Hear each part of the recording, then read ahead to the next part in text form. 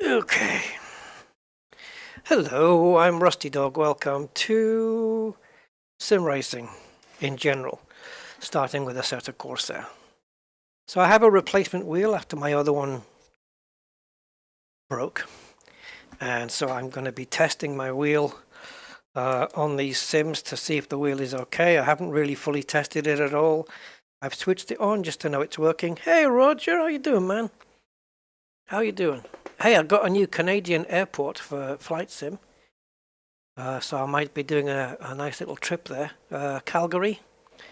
So now I have Calgary and Vancouver. So it'd be a nice little flight.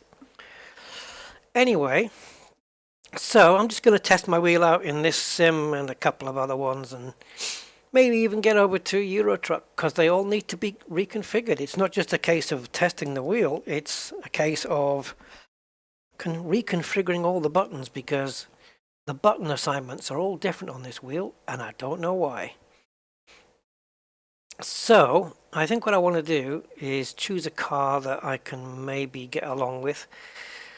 So McLaren, Ferrari. Let's have a look at Ferrari, see if we can build. Do we have any demonic good ones here? Hello, Thomas Hughes, TV. How you doing, sir? For this test, I don't think it's going to matter about the liveries. So I think I've got some of the buttons set up in Assetto Corsa. I don't think I've got them all set up yet. I'm not sure. I'll have to check that out. But all the button assignments are different on this wheel. The firmware on this wheel is one I've never bloody seen. If you Google this firmware, there's no results on Google. Google literally says, sorry, I got no results for you. It's that obscure. So I've written to Fanatec today to ask them what the hell is firmware 9728. I've never heard of it. But anyway, we'll see. Commander Classified, hey, how you doing, man? Yeah. I see your Mercedes coming on pretty well. But personal best lap. Is it, though? Did I really do this? I'm not sure. Anyway, Alton Park. I need to re-familiarize myself with this. It's been a many years since I had a go at this track, so I don't really remember the layout at all. So I'm going to dive in with just a free practice here on my own. There's no point doing anything else. And I thought if I go on a track that I don't know, then it'll stop me from pushing too hard too soon. I don't know why. It's just my theory. I have to learn the track. And I have to hope that the wheel's working as well. There's no lights on my Xbox controller either, so I hope we're not going to get thrown out here with something. So let's see if everything's working first. I'm not going to bother with setups yet, if at all. Go. Now, it squeaks, guys. Well, it doesn't squeak, it creaks. My wheel creaks when I turn it. It sounds like a creaking door. Let me see if I can get you guys to hear this. See if you can. Tell me if you hear this.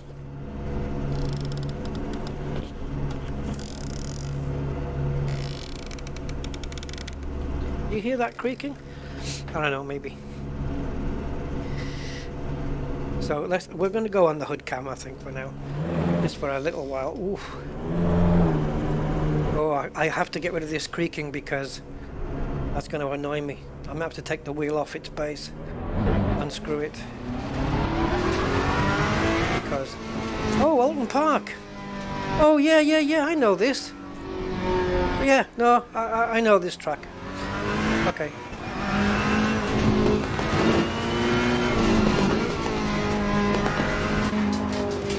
So we're in the Ferrari 488.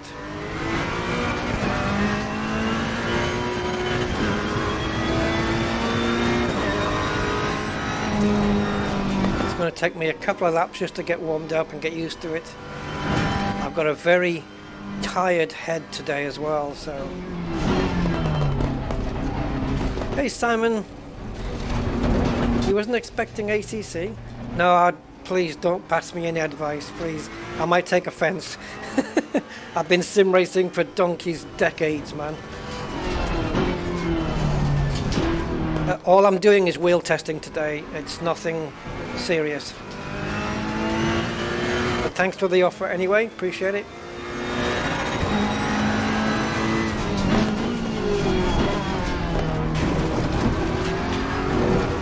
Oh, this creaky wheel. Honestly, I hope I can just spray some silicone spray in here or something and it will just stop creaking. And I hope I can do it without having to take the wheel off.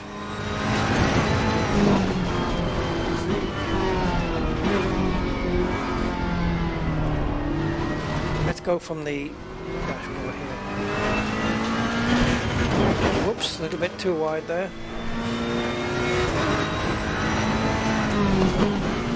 Yes, I'm not bothering with setup work really. Now the button assignments on this wheel are different to my old one, and I have no idea why.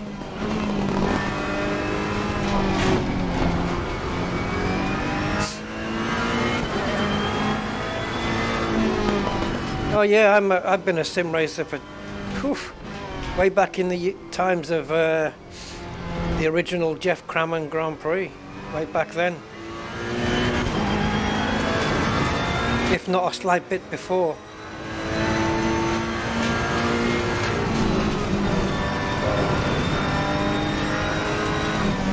So my shifter, my paddle shifters have always been buttons 5 and 6. Now they're 9 and 10. So every button has a different number to it. Oh, what a bump there is there.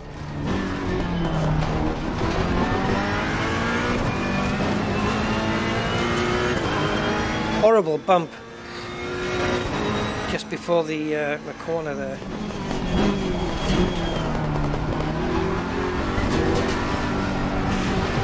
Oh, you know, I thought the sound of the sim was going to mask the creaking of the wheel, but it does not.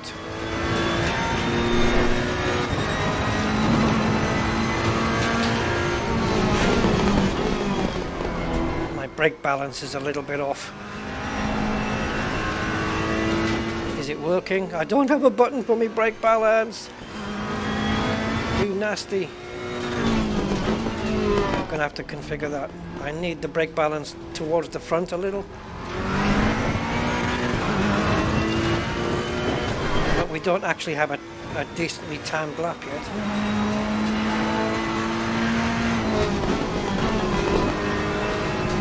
Could have braked a little bit later there, never mind. Not really familiar with Alton Park too much. I mean, I know the layout, but it's not one of my go-to tracks on a regular basis. Hey, Steve Zodiac, how you doing, matey?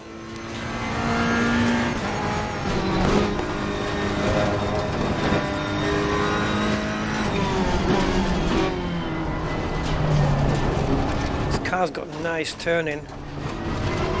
Here we go over the big bump again. Oh. I'm trying to be really gentle on the shifters so I don't break them. I don't know how I bust the first one, to be honest. It's never happened before. Fatigue, perhaps. Plastic fatigue. I can't handle that corner. Yeah, I'll have to go down to the garage and get some thingy, silicone spray. I can feel the back end getting really loose over that crest.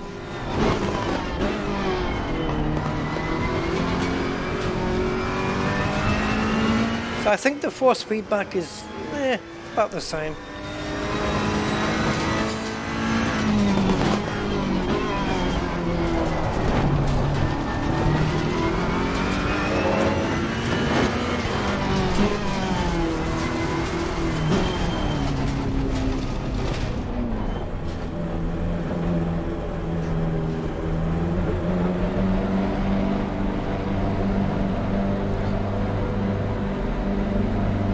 I don't know what the hell I've got configured for this menu here. Oh, okay, I can move that way. Okay. I should have done that in the pit lane, never mind. Okay, so let's go into controls. I need to set up stuff. Right, so, oh, pit limiter is off. So I would assign that to,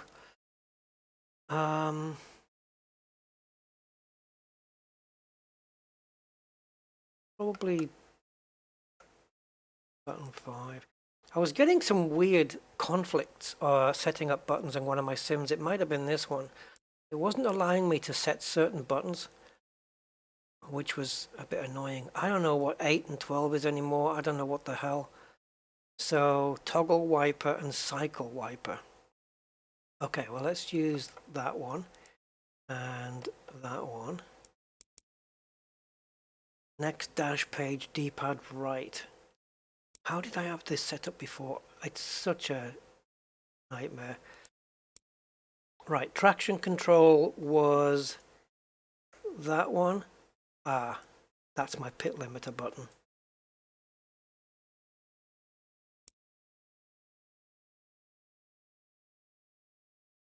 Yep, okay, I'm fine with that. And decrease traction control would be that one. So the pit limiter then would be button 7.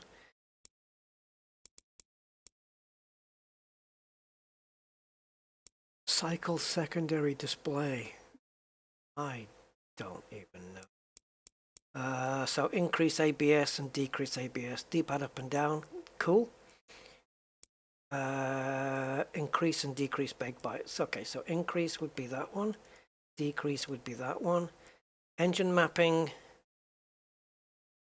That is set to 2 buttons. 1, 2, 3, 4. That's no good. They're going to have to come off. I don't really have an engine mapping button. I tend to do that in the setup. So we need camera there. And what would this top one be? Oh, okay, top one is what I just set up. Never mind, traction control. So bottom right button, inner right would be, what can I set it to, guys?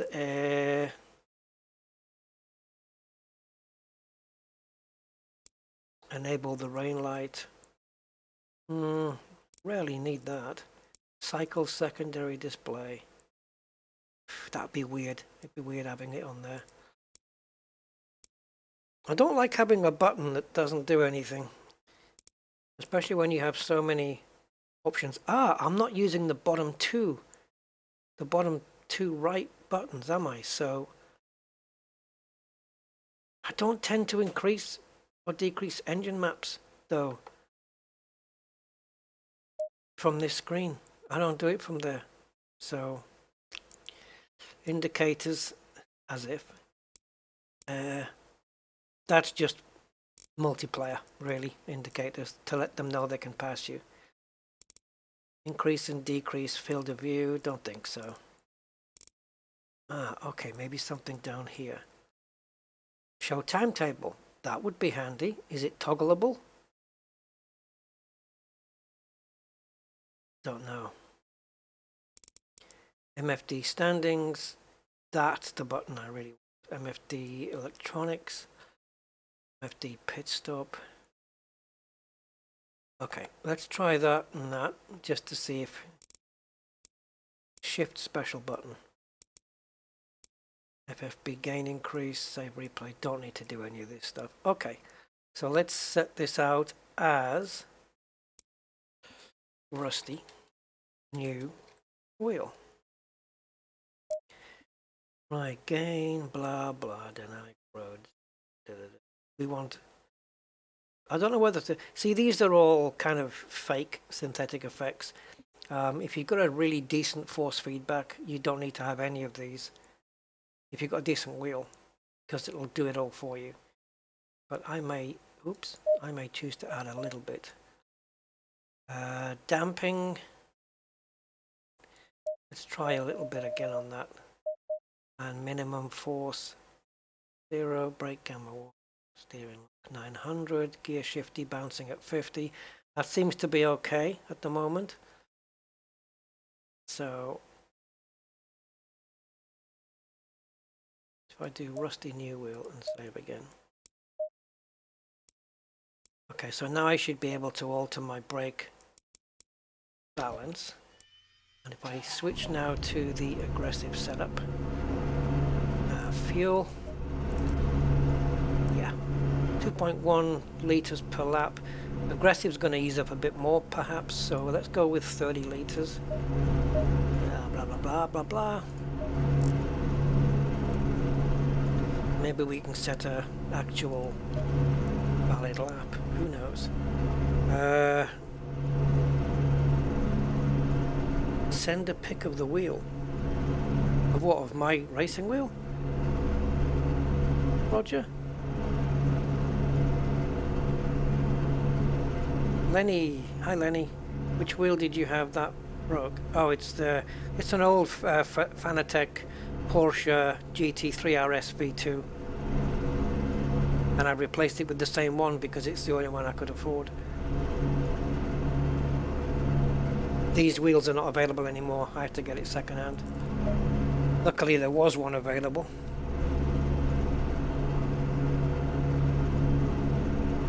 Okay, let's skedaddle. Oh, this creak. Where's it coming from? Okay, so brake mapping, do we have it? Yes. Okay, I'm going to set it back to where it was. And traction. Yep, traction's on 3 now instead of whatever it was before. So we'll probably have a little bit of a more skittish car.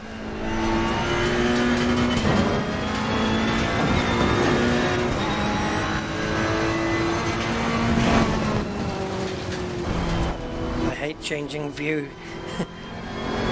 I prefer the other view, the one that's closer to the dash, but for the sake of the stream I'll use this one. But the wheel's okay, it's performing fine.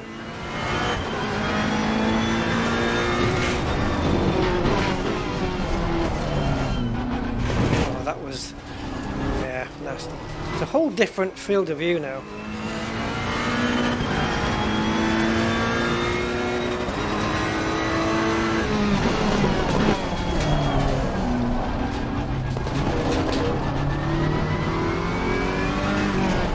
I forgot that corner was so sharp.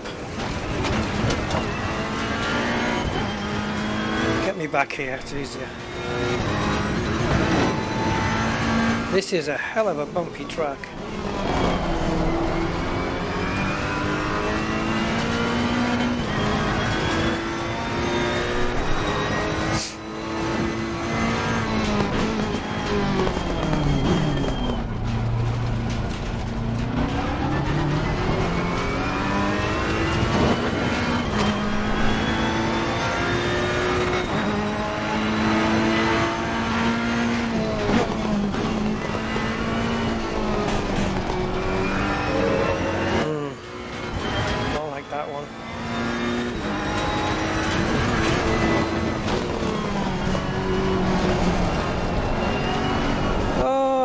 Okay, I tried it. Didn't work. Never mind. I'm just trying different things every lap. See where the limits are.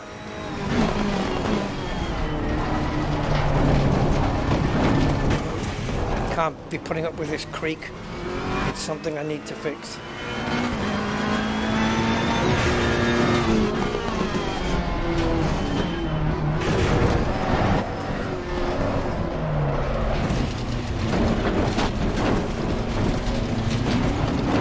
Foot's too eager on that throttle.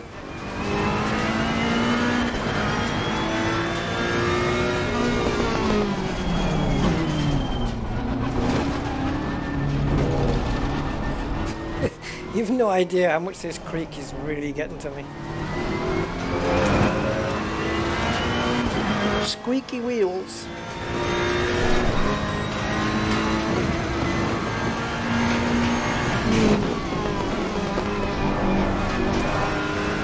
like a double apex, this thing almost.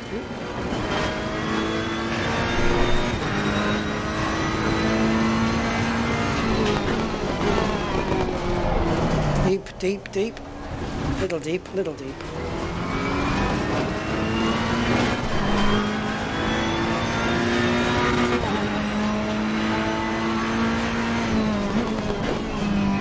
Well, our previous best, according to the timetable before we came to the track, was a 1:51.7.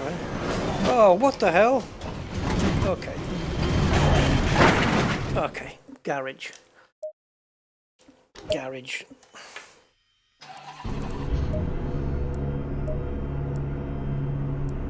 Code setup. Where are we?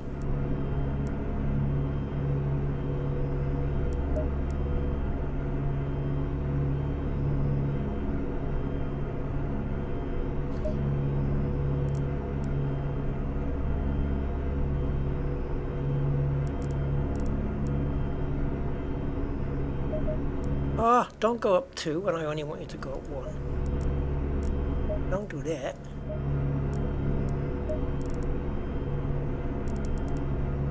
How far down do you go? That'll do.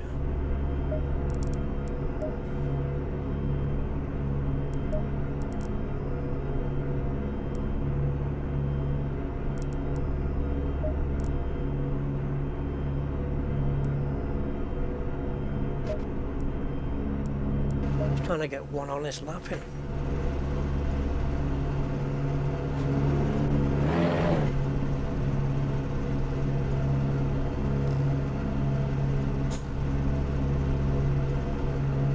Trying to work out where I can squirt the stuff to stop the wheel squeaking.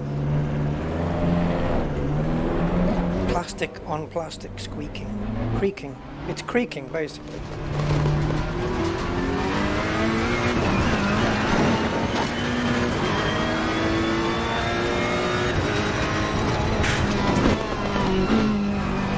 Trying to settle the car over the bumps, but it's not really interested. One clean lap. Oh, I'm in the wrong place. One clean lap and we're out of here.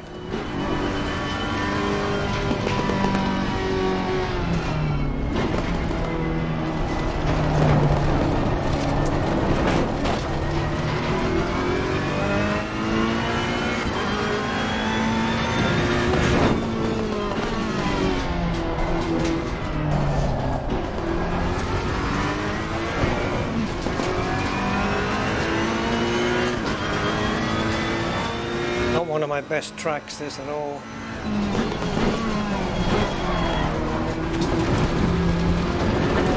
Didn't even attempt it.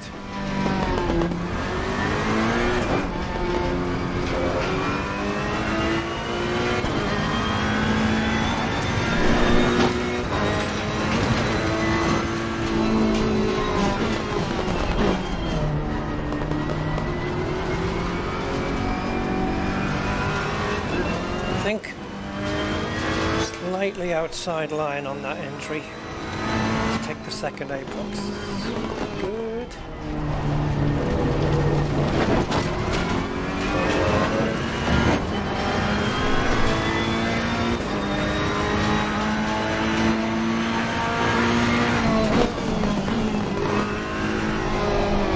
Oh, you bugger.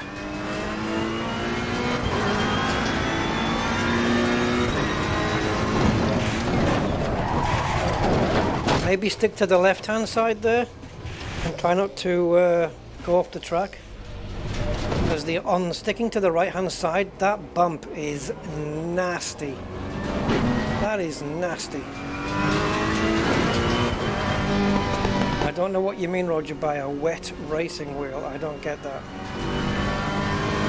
I don't know what that is.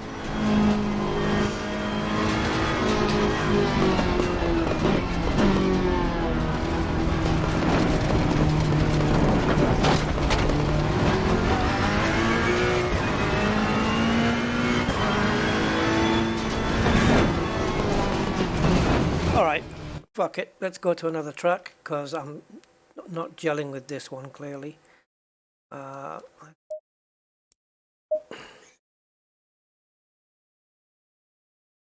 Choosing tracks that I'm not really favoring.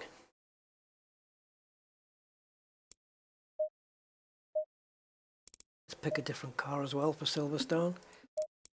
Something a bit British. Where's all my custom? There. There she is. Don't you dare rain.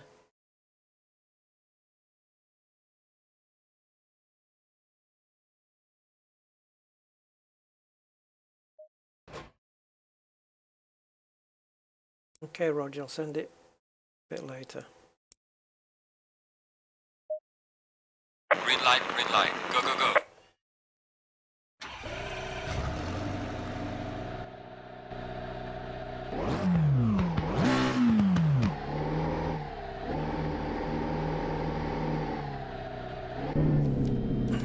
Yeah, I think the first thing for me to correct is going to be the creaking. It's a little bit too much for me to deal with. It's too loud.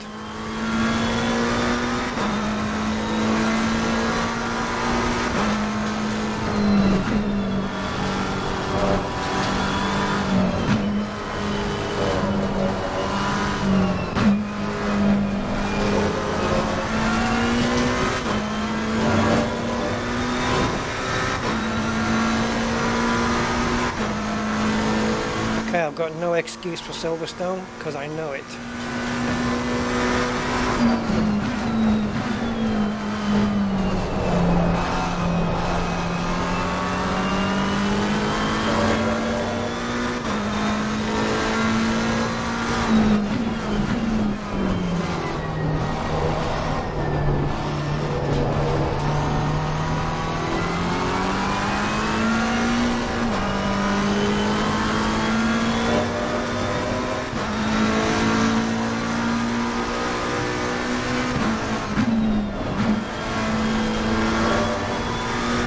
Probably could have stayed in fourth gear there. This is still essentially the outlap though.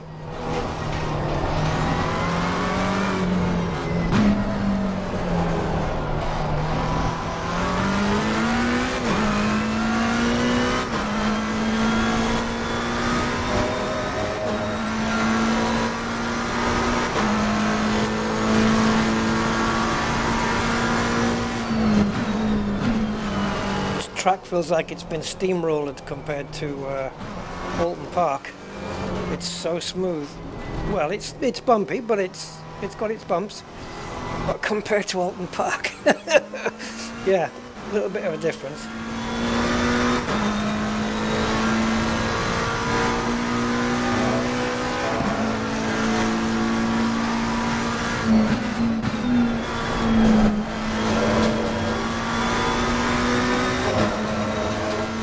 Officially started our hot lap.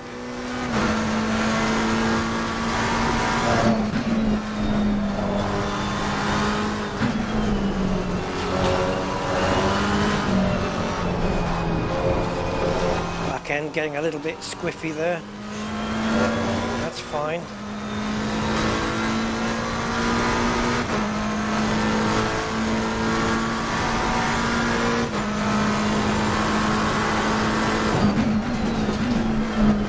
Yeah, I don't really put any excessive pressure on the paddle shifters when I'm shifting, so I'm quite bewildered as to how it broke.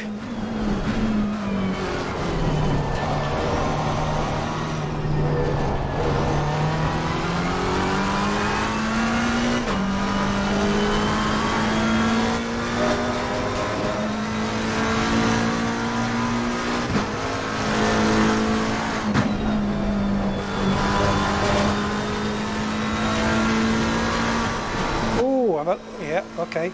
I wasn't sure whether I'd lifted off enough there.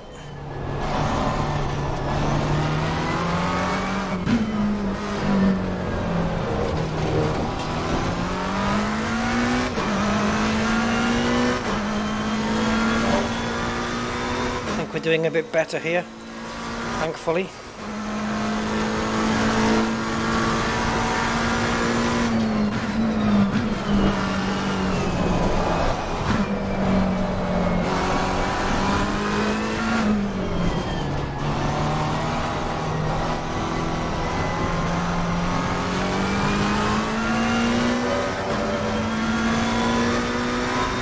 Greetings, Andy. How are you, sir? Welcome to the racing day.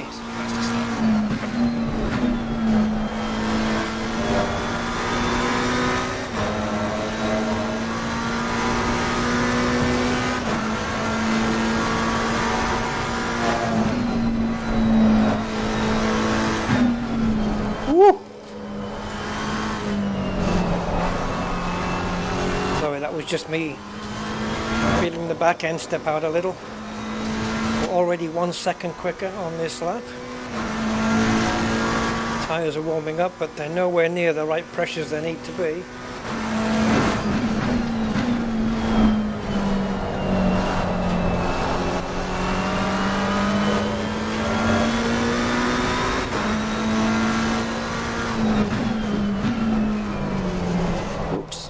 Whoops. Oh, overcooked that one. Lap invalidated. Thank you very much. Appreciate it.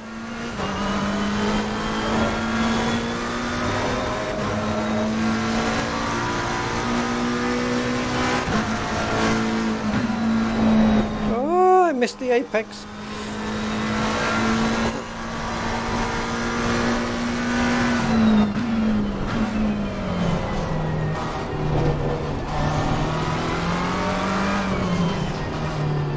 Hook it in, go. Not soon enough. Didn't get on the power soon enough at all. Never mind.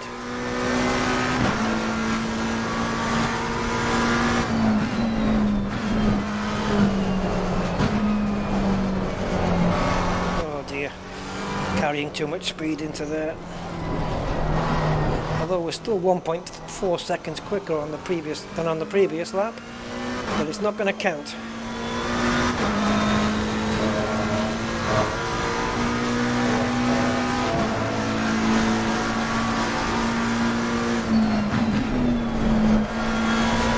Oh, we're not going to make this. Nope.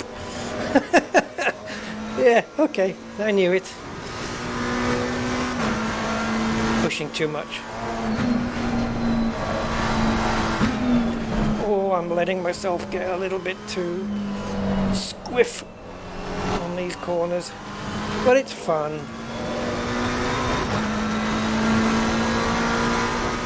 Lap invalidated in turn 1. Well done. We're still like nearly a second up again.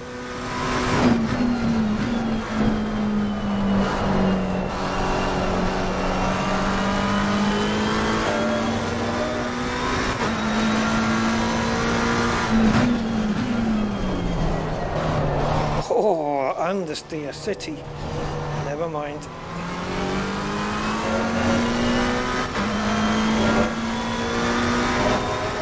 Yeah, all seems good.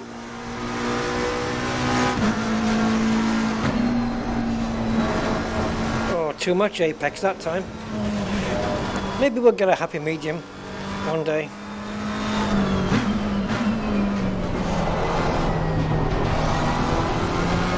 Back end is super stable. Surely we can use the aggressive setup. The back end is super compliant though, I have to say. It's not giving me any problem at all. That Ferrari was a little bit, you know.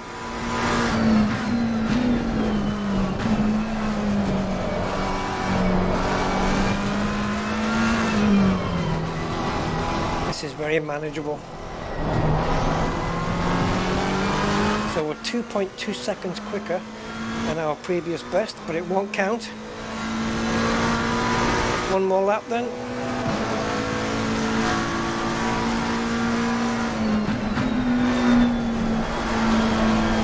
I braked deliberately early there so I wouldn't get my lap invalidated.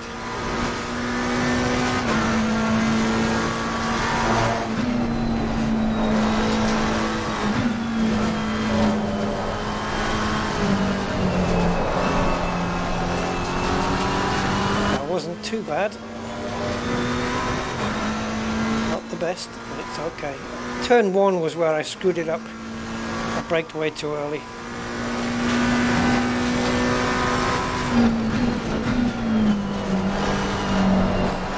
Oh, nice turn in. Thank you, McLaren.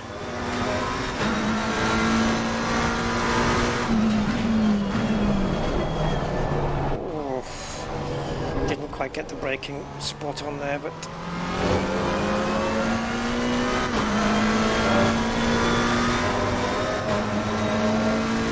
right, Apex, how are we going to do this?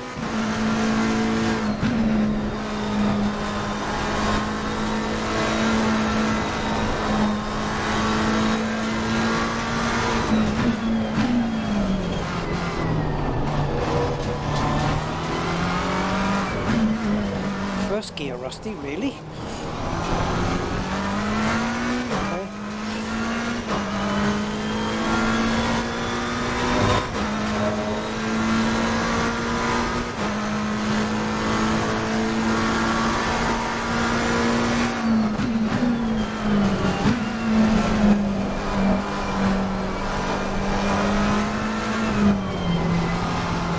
Oh, this car feels really good.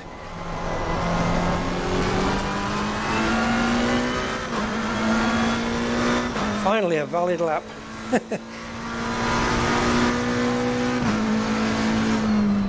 done, mate. The fastest lap so far. I'll tell you what, though, that McLaren feels really nice. I know it's on the safe setup, but I do like the way it moves around.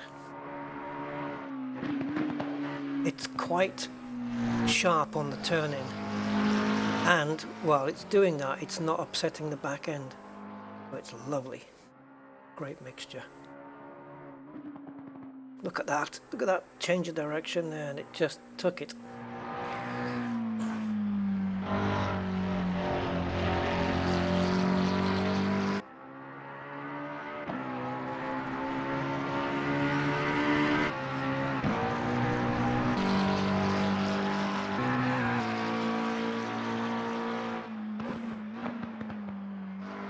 We got any more closer up shots?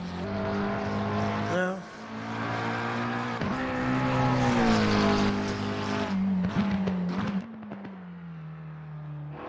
A little bit wide there, but hey.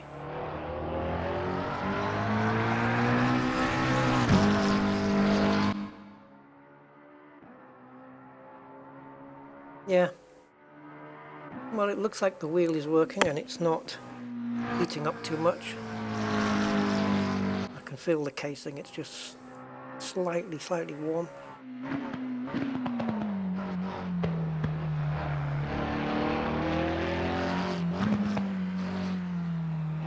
So, first test seems to be passed.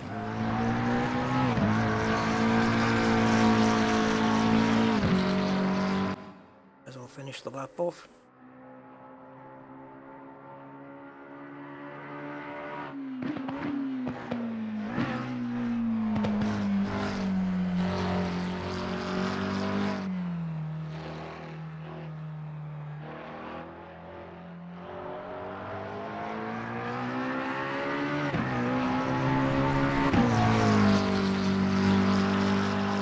Nice low hum sound for the engine on this thing, unlike maybe the Lamborghini where it would scream a bit more.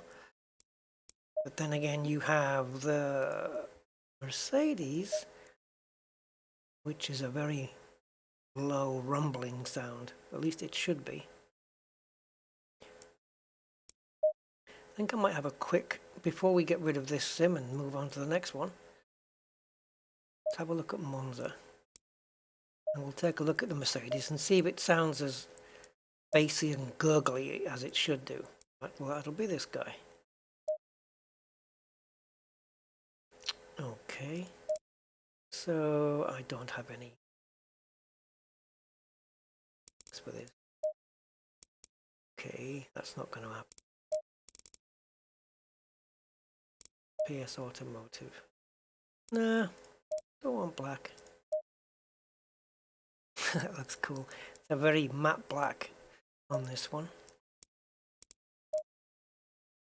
Okay, yeah, let's go with that. That'll frighten everybody. This should sound really gurgly. The real cars do, so we'll see.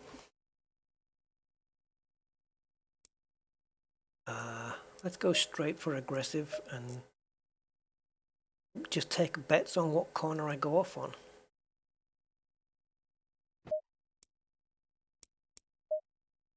Green light, go, go, go.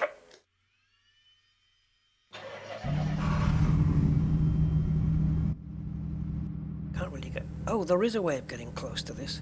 I think it's F7. And then I need to move cursor and mouse. If I move around, come down to... Where's the pipes? Out the side.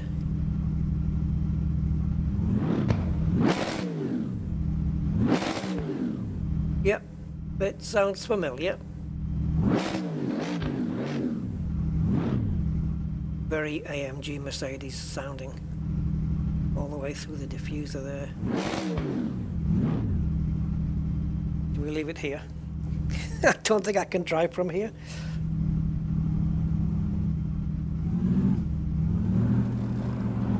I can definitely not drive from this angle. Where are we? Monza.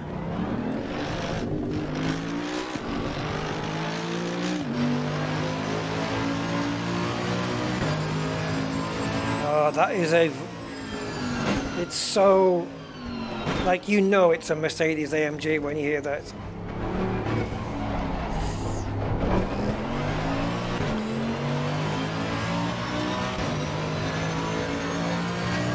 I don't normally race this car, so I don't know what it drives like. I really don't normally pick this one.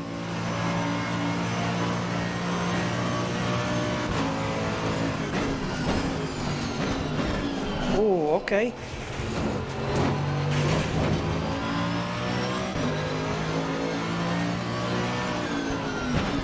Into the first Lesmo corner. Oh. Lesmo 2 coming up. No, turned in too early. Whoa. Okay. That was... I way overcorrected as well. Yeah, okay, that was bad.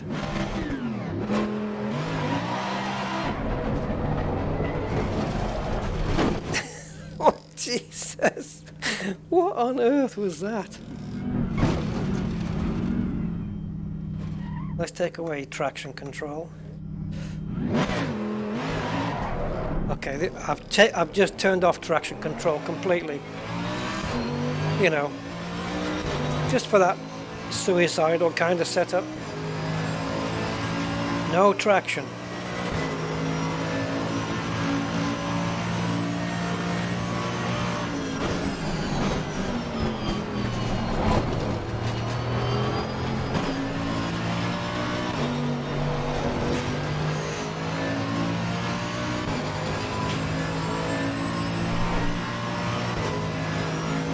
What a very deep, bassy sound this has.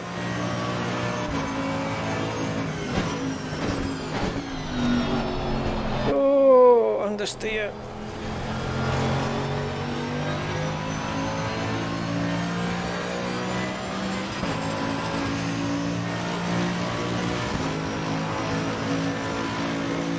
You've got to tune your ear into the pitch where you need to upshift. If you're not looking at the lights. I was hesitant on the brakes there.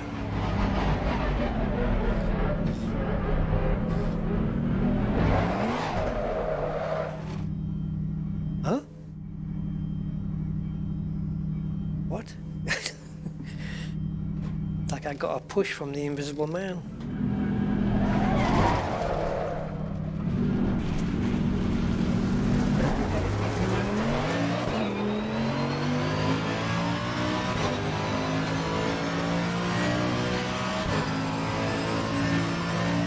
Helmet view. Oh, that's weird. That's weird. Helmet view is weird. Yep, yep, yep.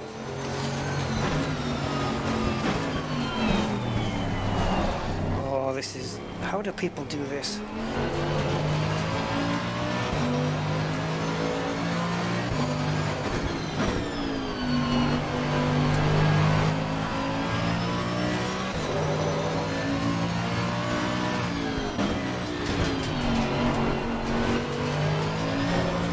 Oh, again? You freak.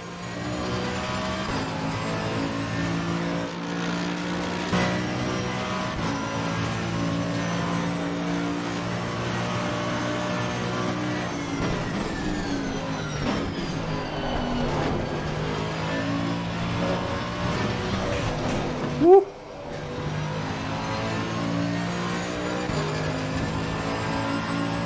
It's fun without traction.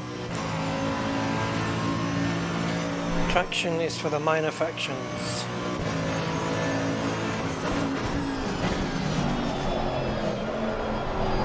Oh, buddy.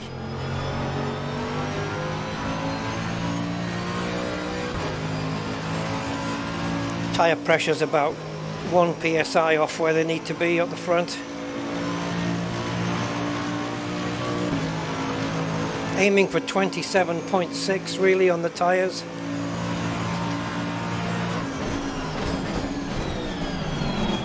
No way am I going to make turn 1 like that. I'm going to have to brake a lot earlier. Yeah. Anyway, I think we can safely say that it's working. What happened there? That I left a load of sparks. Oh, yeah, okay.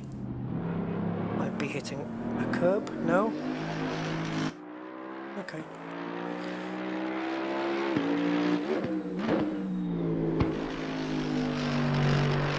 I'm not into those wheels. It's too weird.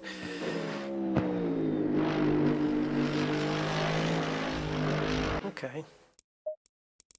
Right, let's move on to sim number 2.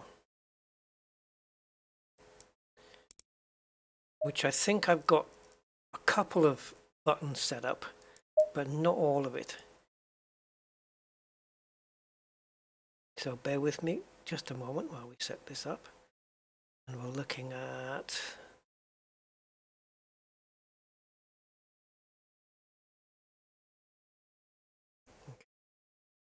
So, what are you guys all up to today? Anything at all? I mean, you must be up to something.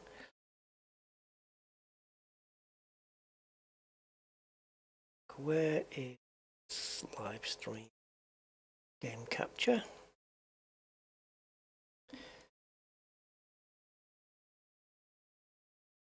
Okay. I think that should work.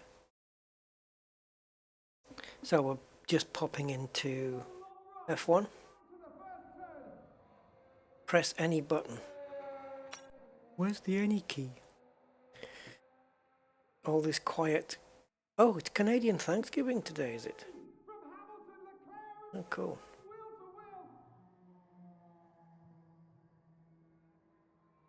We don't do that in the UK. Thanksgiving. For obvious reasons, I would suppose.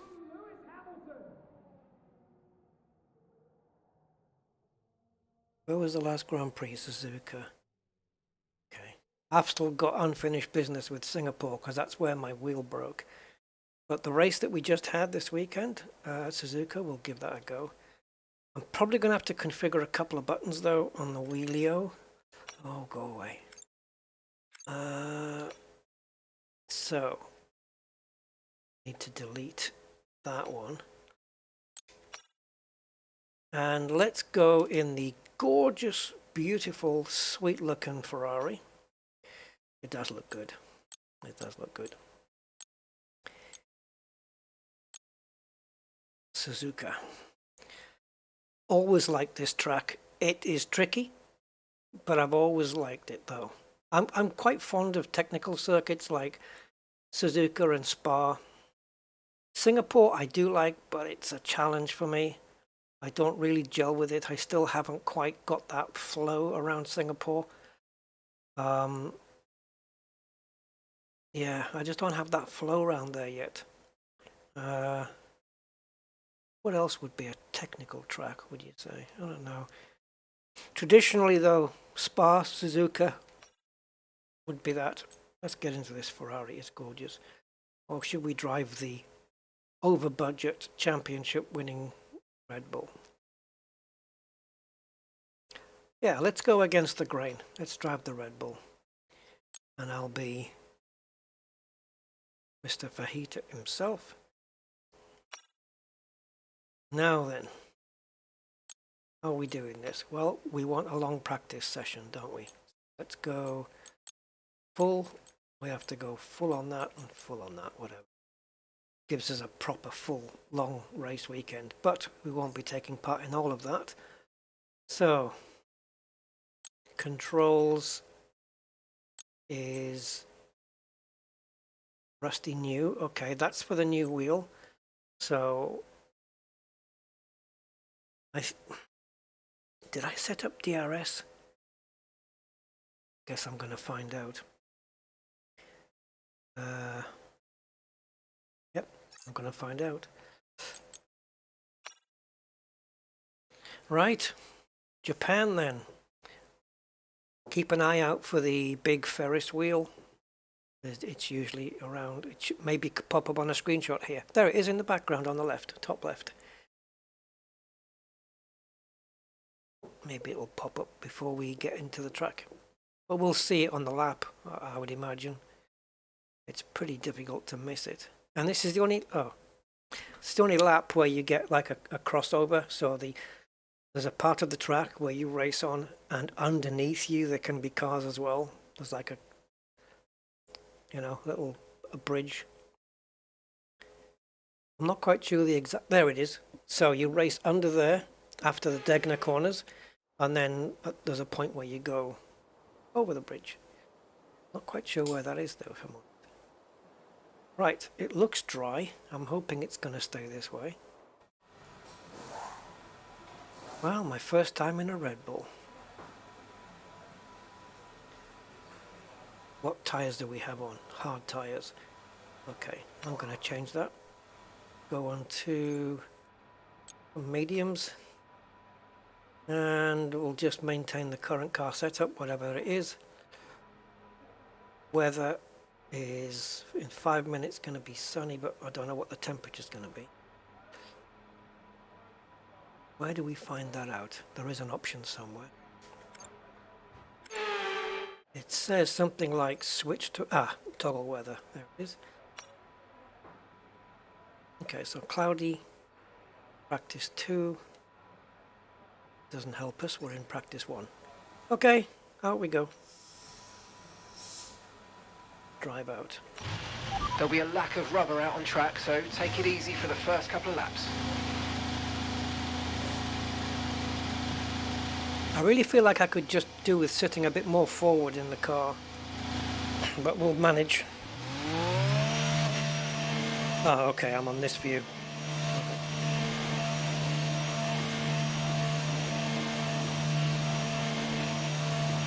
It's a tricky track. It's a tricky track that I like.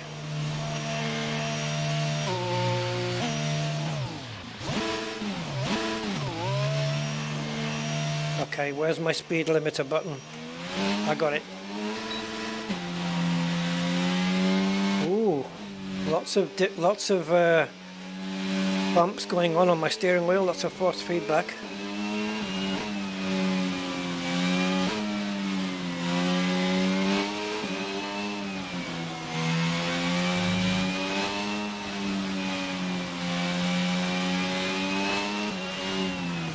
Oh dear. Okay.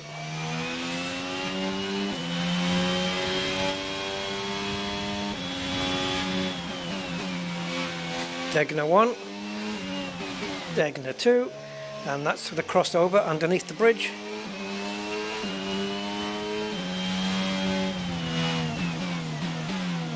Can't remember the name of this corner, just hairpin.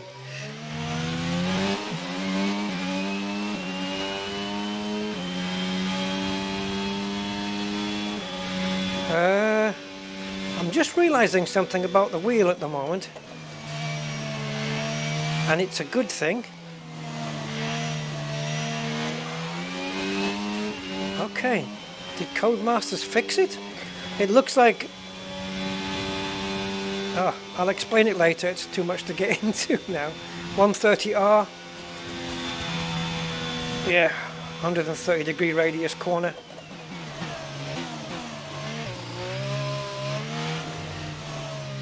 Oh dear, need to be slow with that. Okay, let's start the lap. Okay, DRS is working.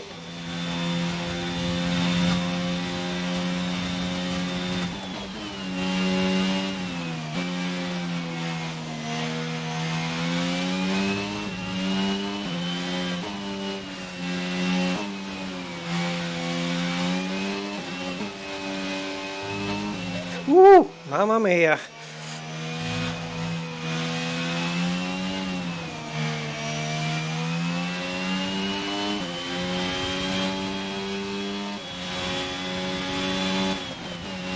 Sector 1 keeps you very, very busy.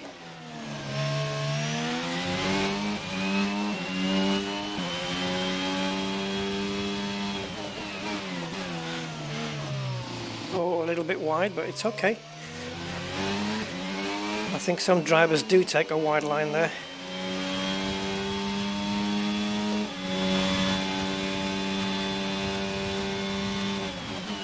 Into Spoon Corner.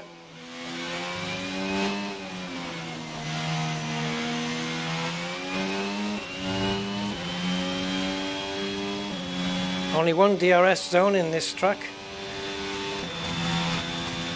Lots of bumps. Flat out through here. No lifting at all.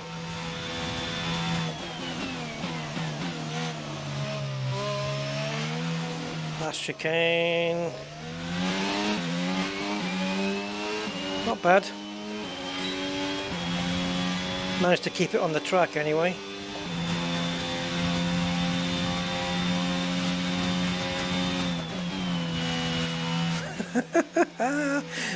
I love how late you can brake into turn 1. It's crazy. It's like it's physically unreal that you can brake that late at this speed. But these cars can just do it. You're like 50 meters from the corner and you're doing like, I don't know, 170 miles an hour maybe, and it just turns in. Oh.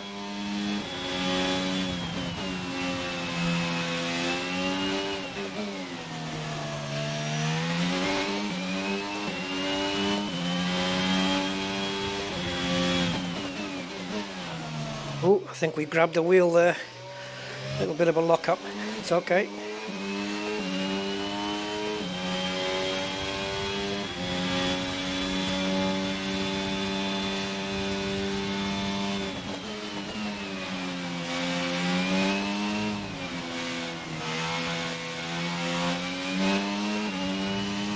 Well, we made up the 4/10 that we lost, and I just shifted too early. Well done.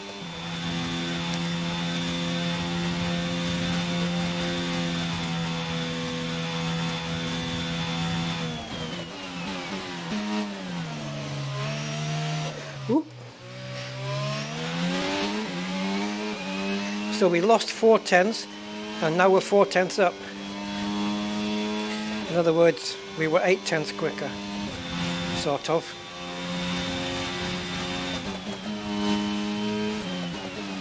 I think I can break even later there, which is just insane. I wasn't noting what speed we were doing just before we turned into the corner. I can't really look. I don't know whether you guys could spot it. But the fact that I can edge the nose of the car past the 50-meter mark and then turn it in there. I mean, and with minimal braking as well. You don't really need to brake so hard either.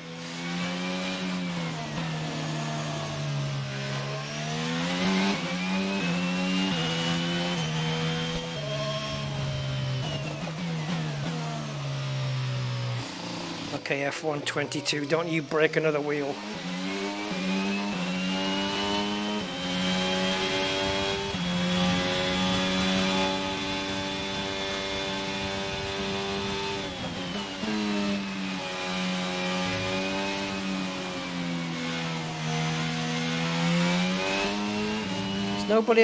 Nobody else has set a time yet.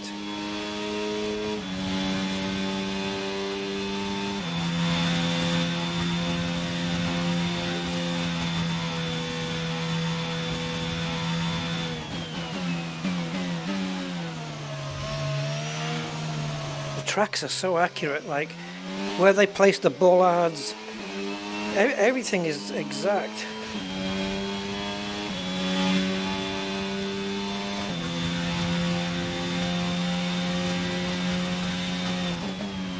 Oh, I was looking at the miles per hour.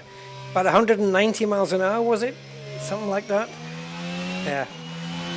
I was looking at the miles per hour, so I sacrificed a lap. So Tsunoda, he's on a lap, but he's on soft tyres, which are quicker. Let's see if he can beat my time, though.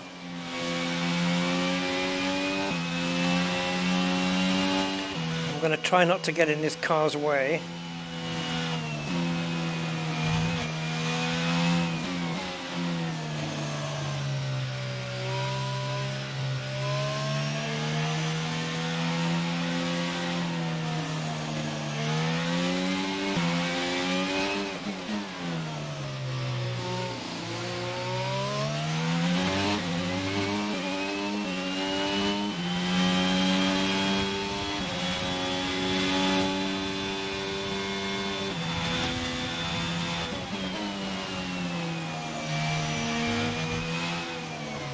Getting a little bit wide because of the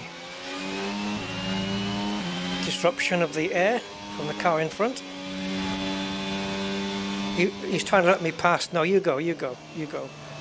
Sorry, you go, you go. He's getting blue flags to let me pass, but I'm going to let him go.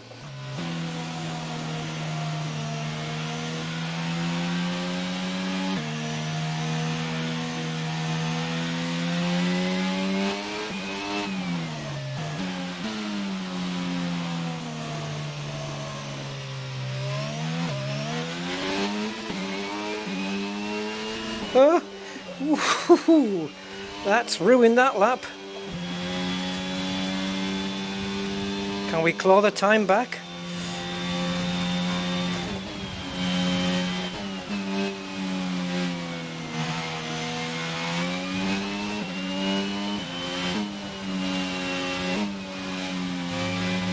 Oh, I'm trying so hard here.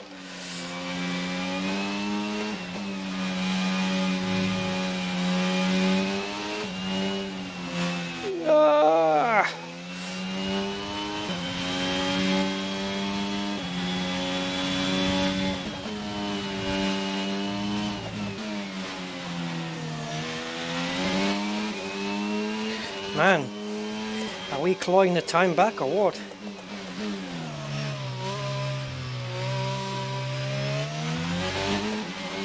Three-quarters of a second quicker on this lap, despite losing it in the last corner.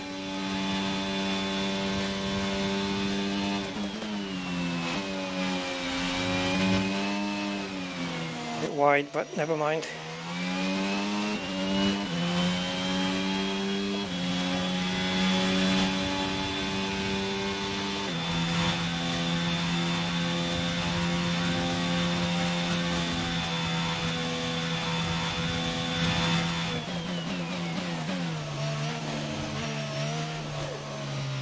Almost missed a turn in there. Okay, we've got 4 laps of fuel remaining.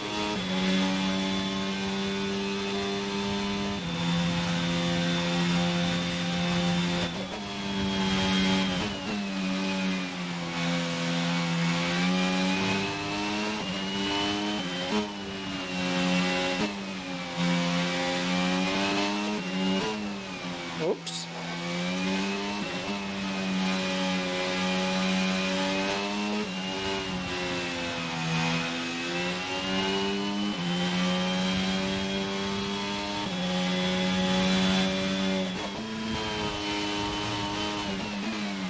think one gear would be sufficient there. Downshifting.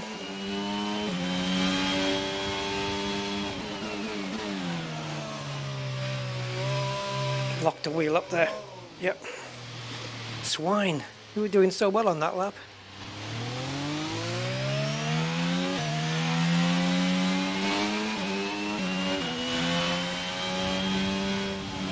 Yeah, we had the fastest first sector of anybody, which isn't difficult.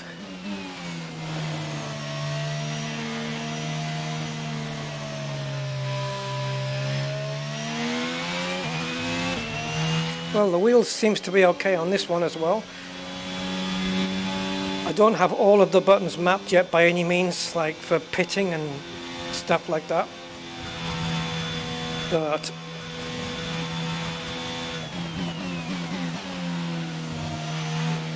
that was a nice entry. Last lap. Oh, okay. Looks like it will be.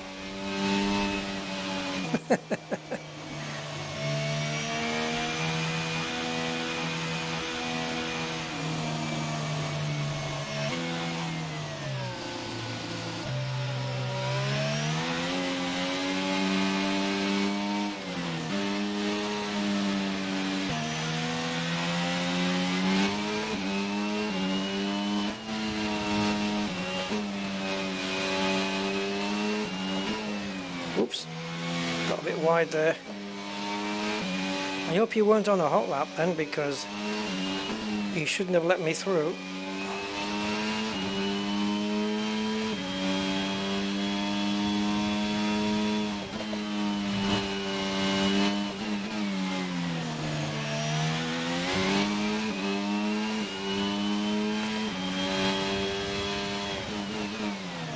The way this car turns in, it's no wonder it won a title.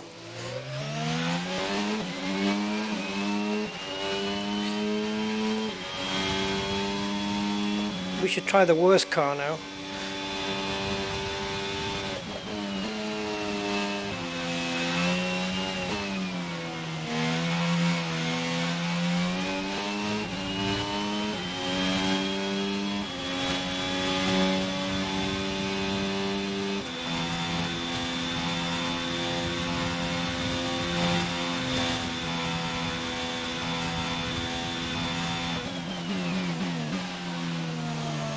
Down 6 gears there under braking.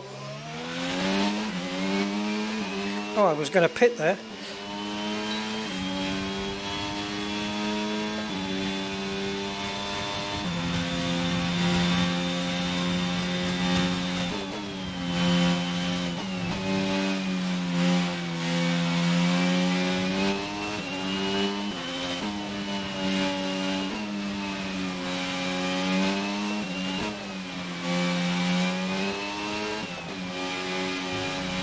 Ooh, don't hit the curbs too much.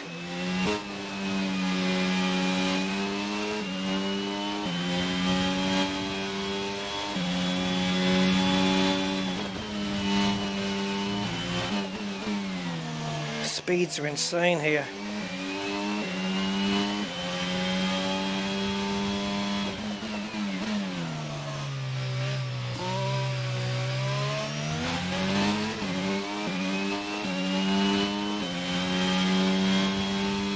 You don't get to rest for a second.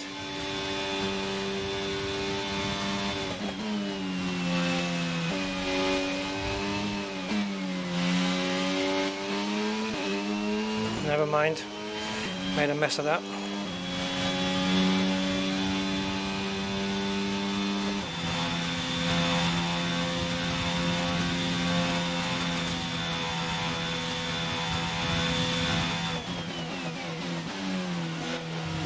Oh, why do I always mess it up on my flying lap? But I never mess it up when I'm doing a non-timed lap. Ah. Okay, we're low on fuel. Box in the next 2 laps, please.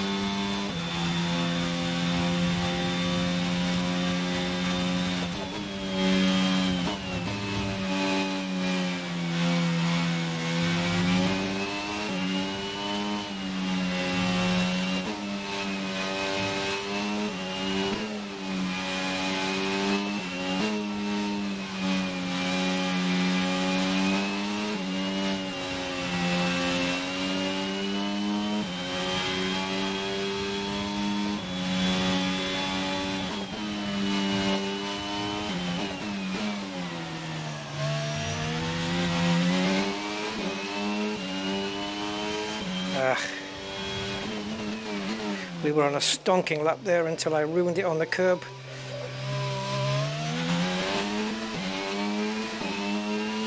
Car wanted to spin there for no reason. We were nearly a second quicker. Those curbs, man. How's the tyres anyway?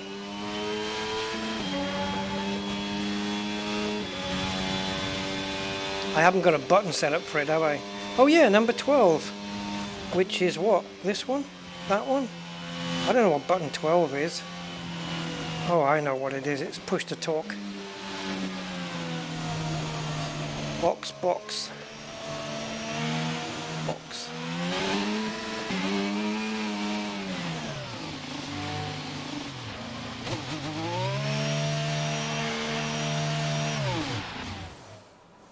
Bugger. Nobody got any thoughts for the chat? Nothing?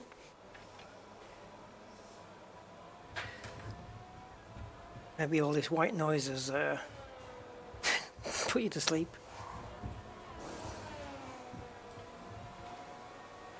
Okay. Well, that's two sims we're okay with. Now, what I was saying about the wheel before is my wheel has various settings depending on the wheel range. It's a 900-degree wheel, and you can set it anything from, I think, 180 up to 900 in steps of 10. But there's also a setting called off, and what off does is it ignores, it doesn't put a setting on the wheel for the wheel range, how much you can turn the wheel. And what it does is it takes the setting that it reads from the software, or what the software tells the wheel to do, basically. So normally when I come to the F1 game, if I have my settings on off, it treats it as if it's 900 degrees, which is no good for an F1 car, because you need a much tighter ratio, okay? Around 450, I think. Now the game is set to 450, but sometimes I've noticed with the wheel set to off, the game ignores it and just does 900 degrees anyway. Where right now, I've got it set to off, and the steering ratio was perfect. So I don't know whether that's something that they fixed or what, but it's good. So I don't have to have another profile set up to race this game. That is good, yeah? Okay, so we're good. I don't know why there was so few drivers on the track. It was a full session. Hey boss, when you say it's really good now, are we talking performance, frame rates, or just stuff that they've added? I haven't actually tried it lately, no. Maybe it's something I should revisit, similarly like No Man's Sky. I think I should revisit that as well. But I'm quite willing to pop back in and see what's new with it and give it a little bit of a stream. Why not? Yeah, I'm up for that. Okay, so obviously Euro Truck needs a wheel as well, so we'll have a look at that at some point. But my other sim that I use quite regular would be standard Assetto Corsa, of course, but also R Factor 2. So let's have a look at R Factor 2, see how she is going. I remember a brilliant moment I had. I probably said this before. I was in the McLaren MP44, which we'll take out now, and I was driving around Silverstone with it in VR, and honestly, it was an incredible experience, because not only does the car sound like what a real F1 car should sound like, but are we going to get this? Is R Factor going to kick in? I have had problems with it in the past. Sometimes it doesn't want to start.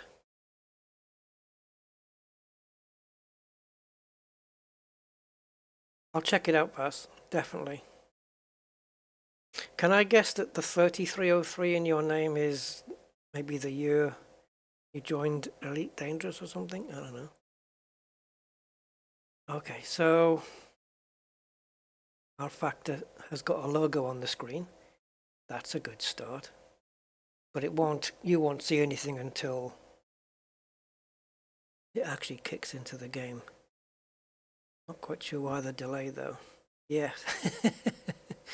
Yeah, it looked like an Elite Dangerous year.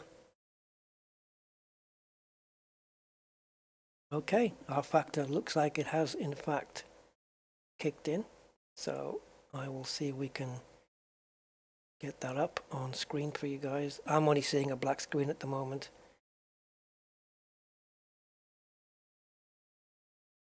And R Factor 2 is not responding. Okay, wait for the program to respond. Okay, I have got a mousey pointer. Ding, ding, ding.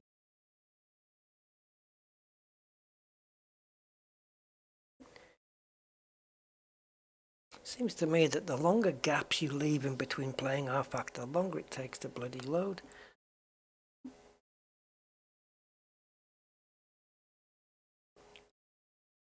We could have a game of asteroids, guys, with my mouse pointer. Remember asteroids? Anyway. Good evening, Angry. Wheel behaving itself so far. It is. It is. And I haven't broken the shifter yet. And I've noticed that my steering wheel isn't loose on the shaft. But it is as creaky as an old man's back.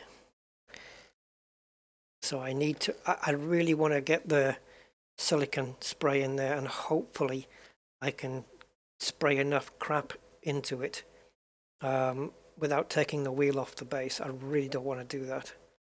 Take it all apart, because looking at this wheel, it looks like it hasn't been taken apart before. Yeah, I think I got a good deal on this wheel, to be honest, for the price. So, Angry, I sent off that, is it an email? I don't know, that message for the co-op thing. I sent that off. And I've also written to Fanatec, including photos of the wheel, asking them about this firmware, waiting for a response on that, to find out what the hell species 9728 is, because it's a complete mystery to me. The 12th of the 10th. Oh. I thought it was the... Okay, 12th. Apparently I have an appointment on the 12th. Right, so we're going to jump into the MP44, but I'm going to have to set up my wheel first. It's the MP4/4, to be fair. So up in here, and we want to go to calibrate, and then assign, I suppose. Calibration should be good.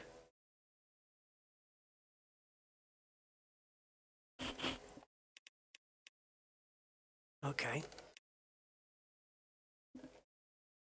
Okay, that looks like it's set up for 360 degrees, but that will change because we have a default max wheel angle of 900. So it shouldn't really be stopping at that point, but it'll be fine in the game. Throttle. See, you've got a set min and a set max here. So for the brakes, I'm going to have to set a min. So it looks like it's already set. I've got my foot resting on the brake pedal and nothing's getting registered. If I squash it, oh, I have to brake hard to get that. Awesome. That's set up. So all we need to set up is buttons then, because this is all going to be different. So anytime I've got a Joy 1, I'm going to have to put something else in its place.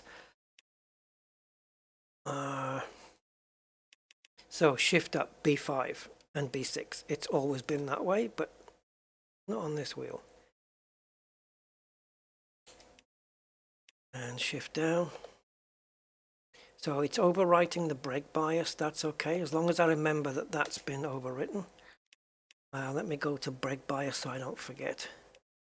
Brake bias forward is blah. Oh, LCD mode. Okay, don't worry about it. And brake bias rearward is that. LCD mode, where are you?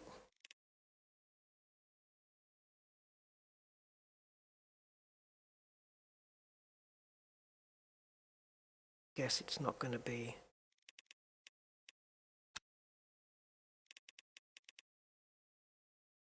As you can see, there's a couple of buttons you have to set up.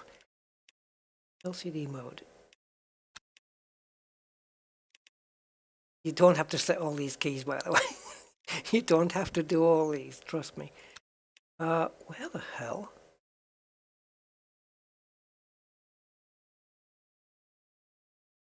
On board, traction control, increase, decrease, number 0, number 9. Okay, that's keys.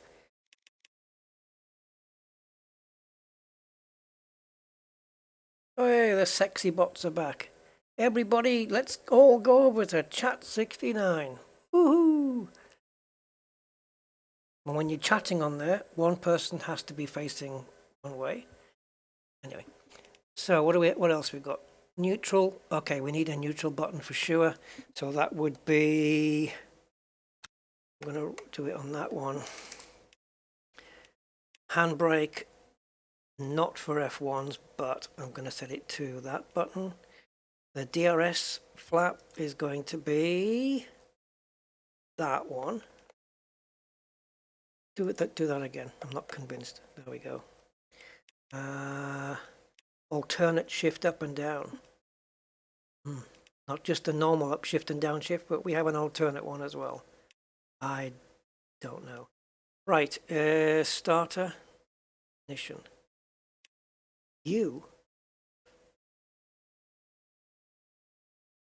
I don't normally set that, but okay. It should normally be that.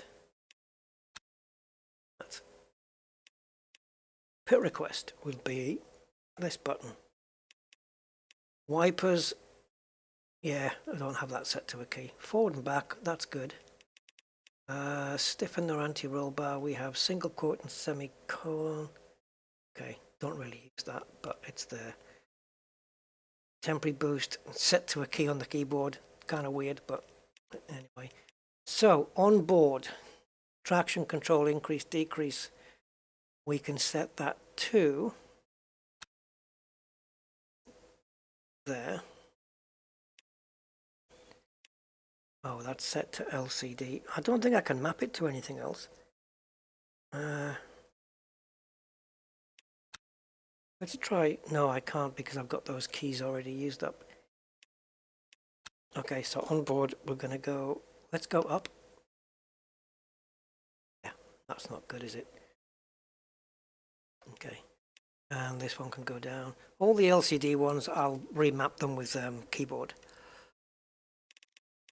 Okay, so traction control, increase, decrease on the hat key. Brakes underneath that. Now, the only other thing I need to change is camera. This one. Onboard cameras. I think cycle through all the active cameras that are on your car. What does this one do? Available TV cameras. Nope, no good. But okay, let's leave it onto the keyboard then. I won't mess with that.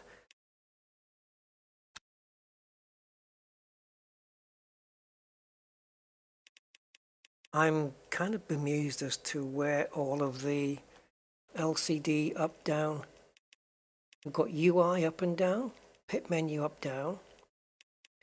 Which looks like it's set. That's kind of weird. And the button that toggles not toggles the MFD.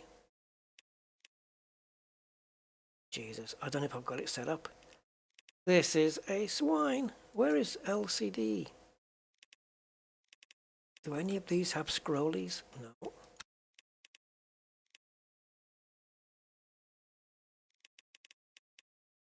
Onboard traction control power cut increase and decrease.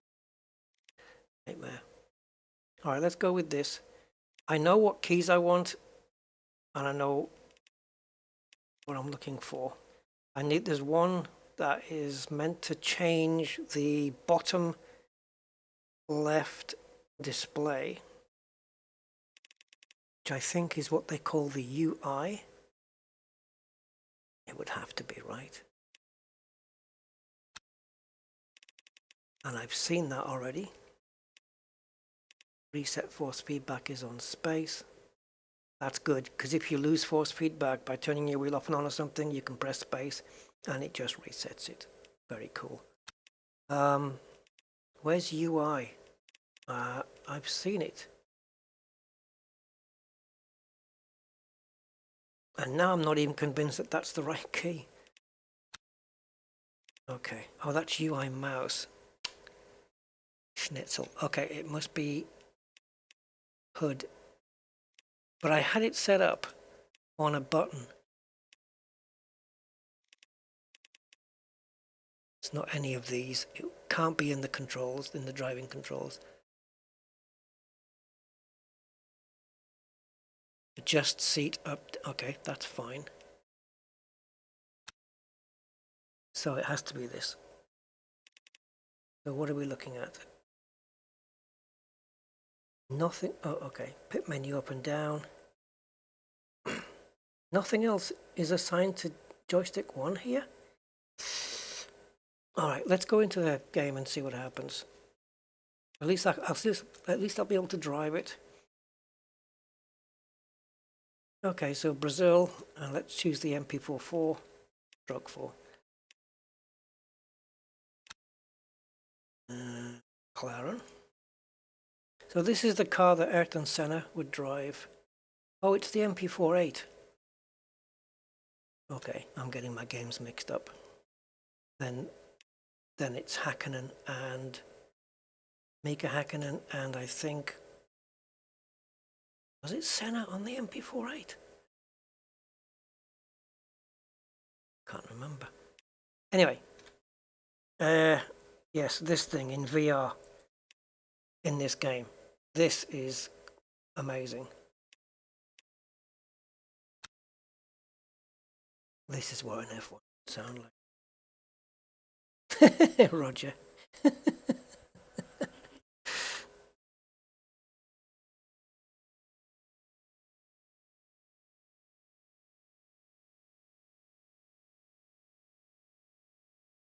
Yeah, this website has been sponsored by Kleenex.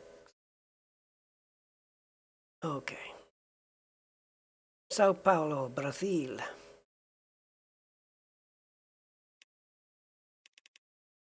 So don't expect Assetto Corsa graphics. You're not going to get them. What the hell's all this? No, we just wanted single practice. So if we go to settings, practice on, and we want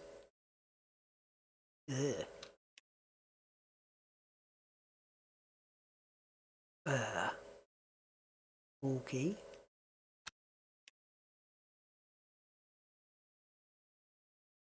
Practice 10 hours. Now, where's the other settings? Move them. Opponent settings. Opponent filter, opponents. Right, practice. AI. Drivers, here we go. Right, but there's usually another setting for private practice. And what that does is it allows you to put 23 cars on the track, but you don't see them. They're setting their time, but they're doing it in the background. And you don't get to see them, so they don't interfere with you. Where's private practice gone?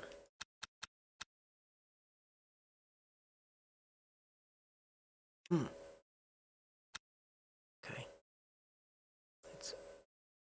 Okay, never mind. Just put it to 0.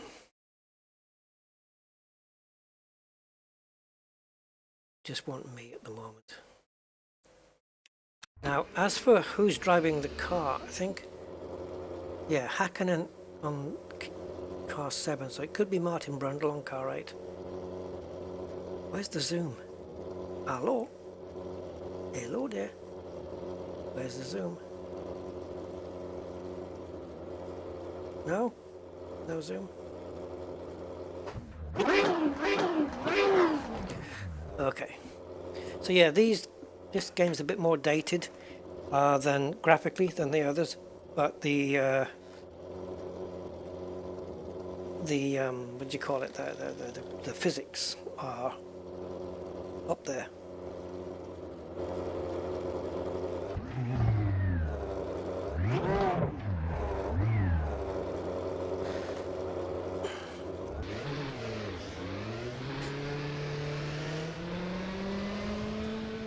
Oh, it's Brazil. We're going the wrong way. Haha. Neutral is that one, and reverse. Yeah, you have to press a button on the steering wheel in order to go into neutral. And that's in reality as well.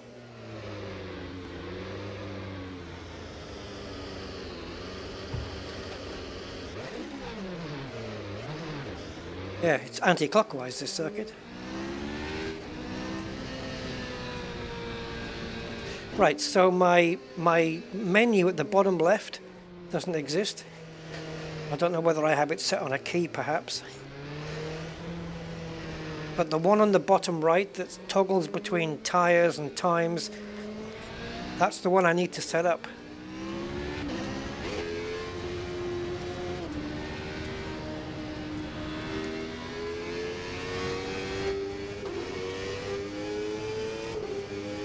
Oh, bugger. This is the only car in the existence of sim racing where it has automatic upshift and downshift on by default. I've never seen that before, but they do it. Let's take some fuel out while we're here.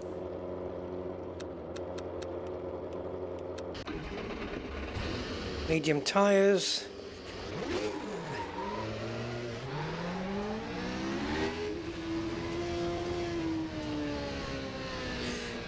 Screw the speed limit.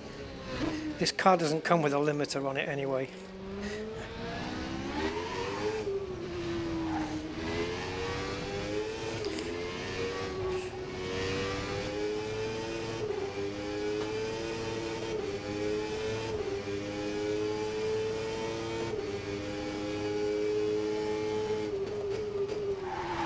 Ooh.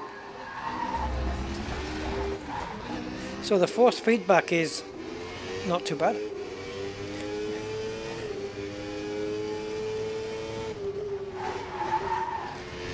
Tires are cold, but how do I switch with the menu? I don't have a button mapped for that bottom menu. Bugger.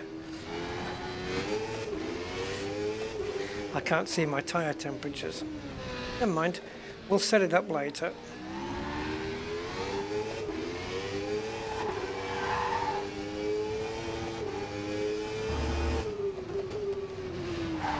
Turning in too early. All right, here we go.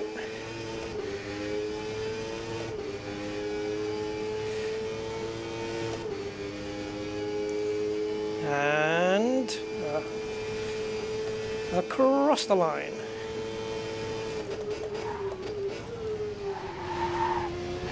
Back end stepping out.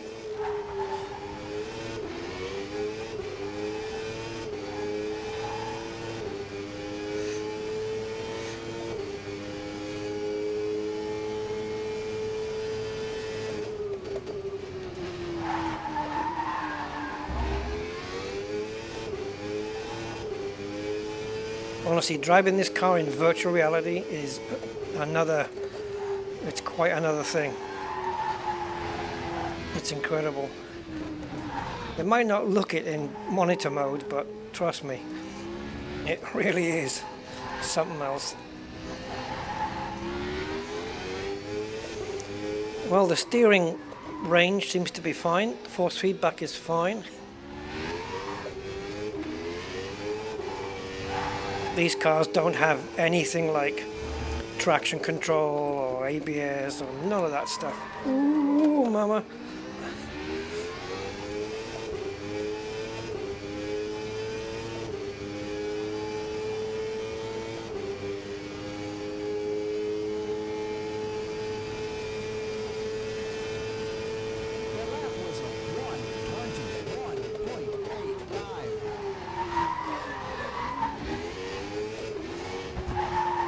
Are we rallying or F1 racing, Rusty? Come on.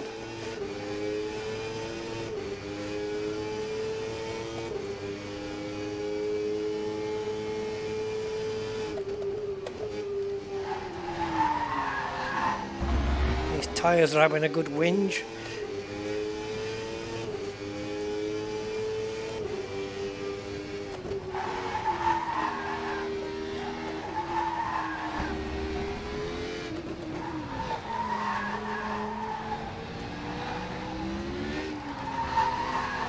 Completely messed that up, didn't I?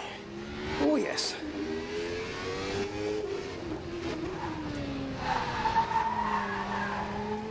I've never heard the tyres this loud before.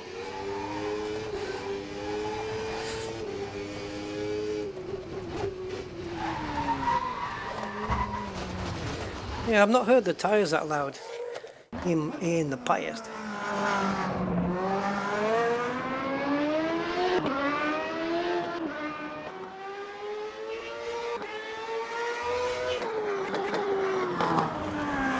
Turned in too early.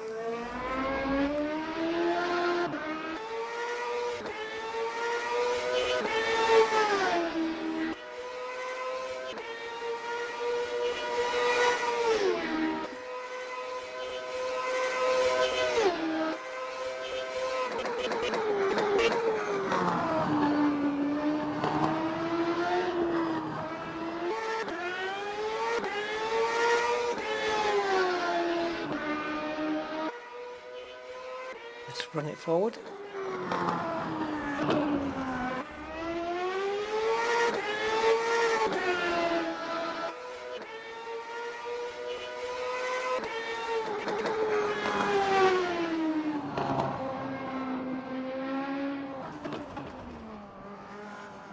Did I lock a wheel up there?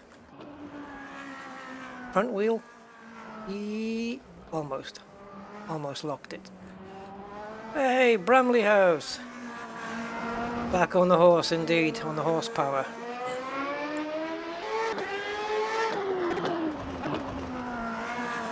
Again, the front wheel locking up. Just watch the front wheel slow down. There you go. Almost locking the brakes. Not quite though. Just on that threshold. Perfect.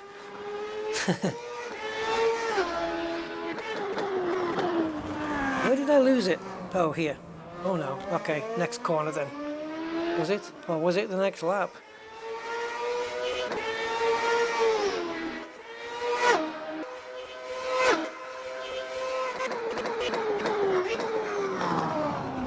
Oh. Let's look at that in slow motion. See how quick my hands react on the wheel. Already correcting, and Richard Burns would have been proud of that one.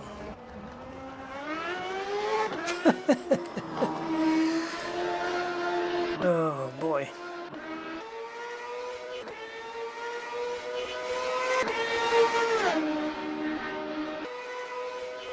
Let's get to the end of the lap because this is where I lost it. This is the importance of replays. What I'm telling you about in F1 22, where they don't let you just replay something you've just done. It's a cardinal sin. I want to know, I want to study my line, the reason why I went off, everything. So I'll be able to look like at something like this. Oh, that was nice. Will it catch the spark in slow motion? I don't know. Yes, sir. Now, this is where I lost it. Now, if we go back, okay, my line is good. Yep, no problem there. Turning in, where am I? Yep, that's okay. We're off camera here. So I guess, did I just come in too quickly? I couldn't catch this one. We got on the grass. Yeah, we got on the grass, I couldn't catch it. But from this you can study and see, oh, that's what I did wrong, that's what I did wrong. Or I was too far over, or I was too far to that side, you know? And then you can improve for the next lap. But if they don't give you that feature for the replay, how are you supposed to... It's a learning tool sometimes, the replay is. Okay. So anyway, that's my opinion, and I'm sticking with it. We need... All sims have got replays, except for the F122. It's kind of the odd one out there. I don't normally do these either, like these Le Mans cars. And then we've got like kind of touring cars here. Do we have a couple of touring cars? Where did I download them for? Yeah, I downloaded some touring cars. It was DLC, and yeah, it was for this game. So this is the, oh, never mind the shadow. You might recognize this one. Kimi Räikkönen and blah blah blah. Kimi Räikkönen and somebody else. Oh, this might have been earlier actually. Hakkinen and Coulthard, it could be on this one. Oh, a 1973 Porsche. This is the days when they were death traps. They didn't have that balance, you know. It was rear engine, rear wheel. So all the weight, everything was at the back. So when the back got out, you became a passenger. The newer cars today, they're pretty well balanced. Electronics take care of most of it for you. But these old ones were, let's take one of these. These old ones were nuts. What would be a good track to take a Porsche? Spa? Yeah, death. Toban. Oh boy, I like Toban. It's a fictional track, but I love it. Yeah, let's see if we can muscle it around Toban. Good luck on that one. So I think it's just the standard 24-hour one we want. Yeah, looks okay. Let's see what it's like. Maybe this car is not so Widowmaker. Maybe not. Maybe it's calm and gentle and nice and stuff. But we have to remove anything like traction control and stuff like that, because this car would not have had that. So that has to go. It's not a case in this sim where it matches the authentic car. In this sim you can choose whatever settings you want for whatever car. So even if the real car didn't have traction control, because this is a 1973 Porsche, so it wouldn't have had it, but you can still have it in the sim. Oh, my steering wheel's vibrating. Look at that. What's going on? So traction control, oops, not auto shift. I don't know where traction is. Is it F5? No. Invulnerability, spin recovery off. Stability off. So traction is 8? Yeah. I can't remember what stability was on. Sometimes you leave that on because it becomes ridiculous. Wow, the force feedback on this feels really heavy. But look at that steering wheel. I'm not touching it. Look at it.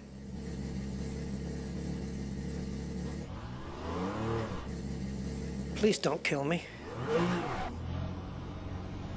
I know you want to, but...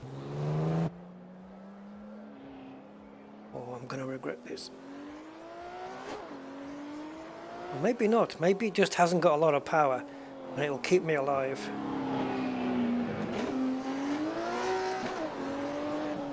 Yeah, it's not spinning between the gears, so that's a good sign. That means it hasn't got a bundle of power. Woo! Yeah, okay. Okay, forget what I said.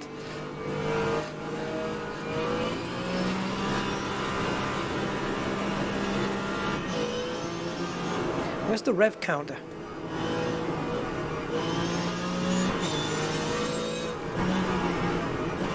See, when the engine's at the top of its rev range, it doesn't sound like it is. It just sounds like it's halfway through. Oh, this is, I knew it. This car's crazy. It's not as crazy as the Yellowbird, but it's along those lines.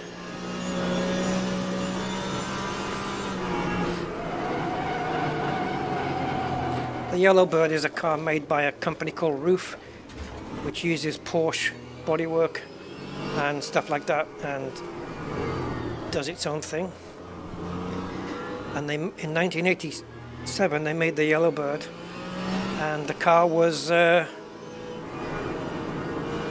think, bordering on insanity. And if you weren't a professional driver, you'd probably die driving it. And I'm not exaggerating. The car is violent.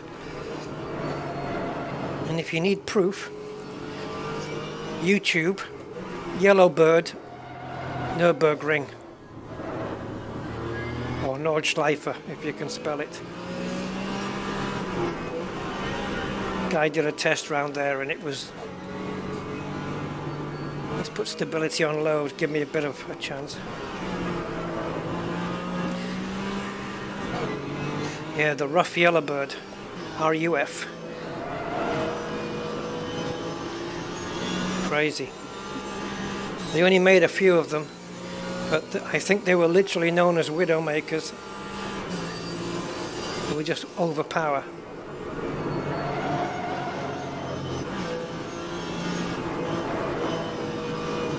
I need to alter the brake balance.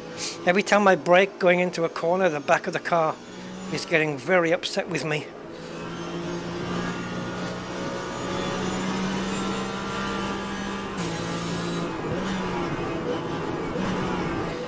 I'll just move the brake balance forward.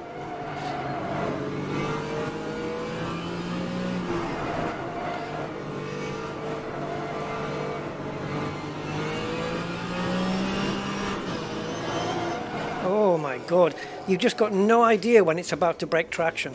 It doesn't give you any clues. You insane little bugger. Yeah, it doesn't tell you.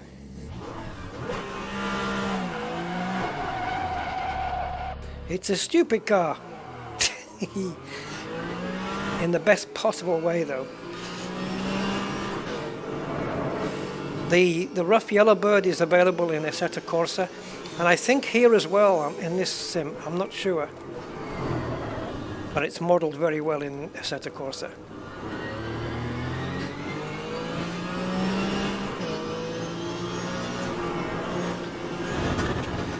It just wants to head towards a wall. Yep, there you go. Mission achieved. XP unlocked. That was deliberate. I was trying to do a little Scandinavian flick into the corner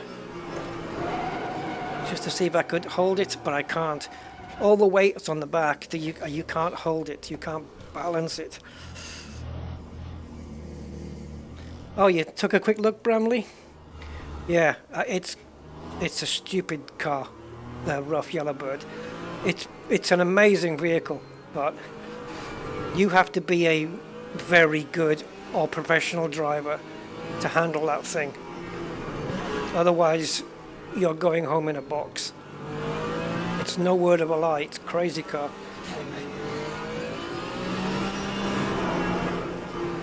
Let's see if they have it here, because my steering wheel's just been pushed all the way to one side. Let's see if I can release it. End the session, maybe. Release my wheel, thank you. In Assetto Corsa, we can actually race, or we can drive the rough Yellowbird at the Nordschleife, just like the video. I don't know whether I've got the Nordschleife on here. Do I? Yeah, we do. Do we have the tourist version? No. Why isn't the tourist version available?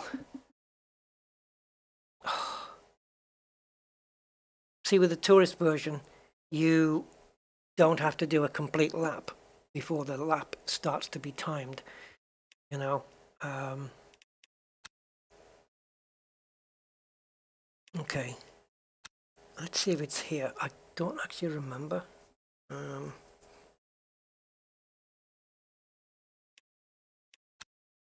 So, rough. Oh, it's not here? Like at all? I could have sworn I saw Yellowbird. Huh.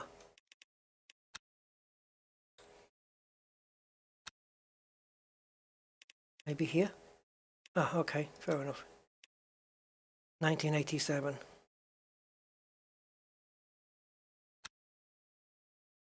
I don't know how well this one is modeled. I know the one in Assetto Corsa is really good, but I'm not sure about this one.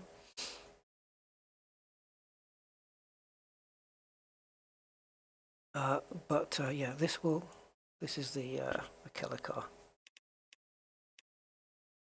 And I don't know quite how they got the color so wrong. Let's see if we can fix it. Oh no, it's just skins, isn't it? Yeah, the color's completely wrong, but we'll let that one slide. No pun intended. Okay, so this car weighs about the same as a teaspoon of sugar. It has insane power for its weight. And I don't think I'm going to get round here without smashing it into a barrier. It'd be interesting to compare this to the one in Assetto Corsa, which is very well done.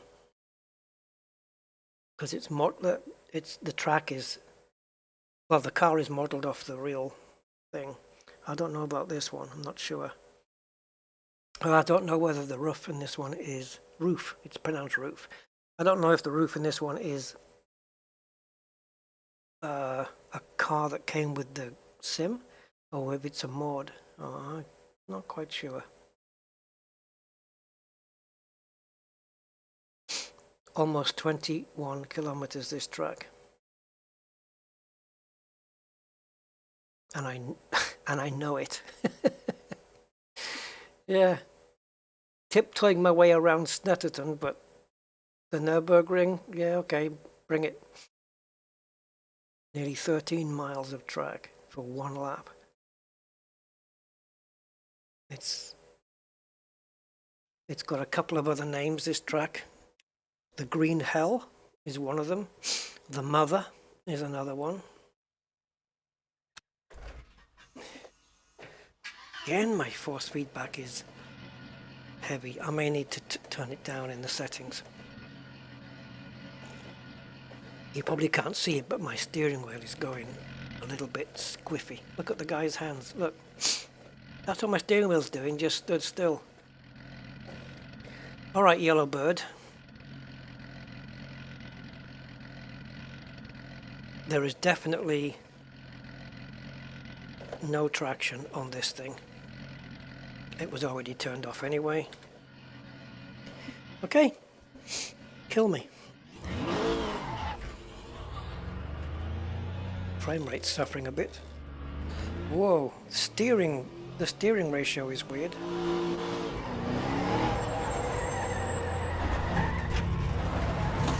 We got some frame rate issues here.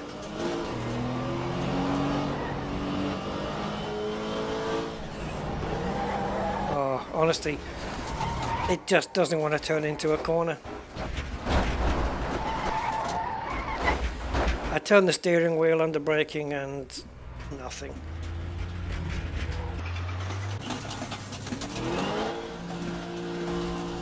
not quite sure how we've got frame rate so bad. Oh no. Okay, let's get the brake bias right up, because the moment I touch the brakes, the rear end is just disappearing into the wall.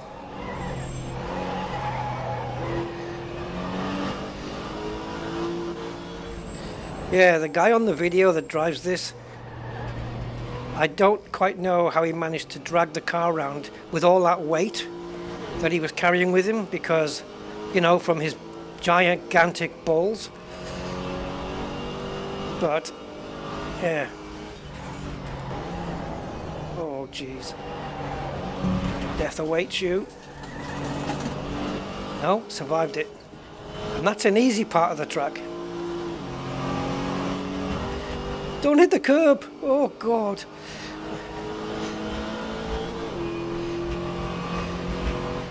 You might want to start braking about 2 miles before the corner.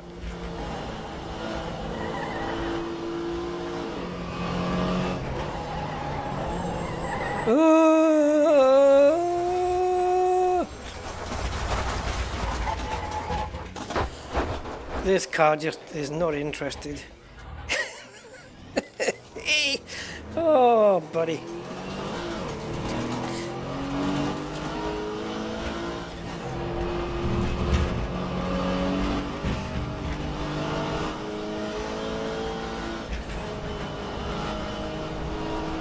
This is one car I probably would not want to be a passenger in.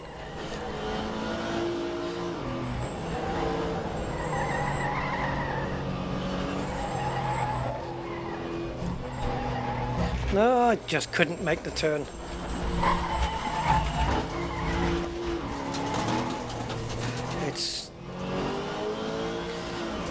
We'll take a look at this in Assetto as well and see what the difference is like.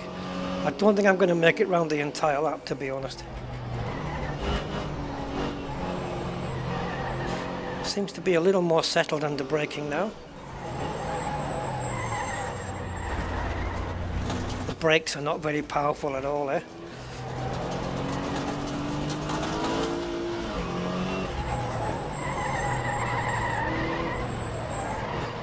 Yeah, there's no power on the brakes. It's an old... Well, I don't know, yeah, it's a 1987 car, what do you expect? There's no carbon brakes or any such thing. Oh, that's just putting the power down, sliding the back end out to help me get round the corner.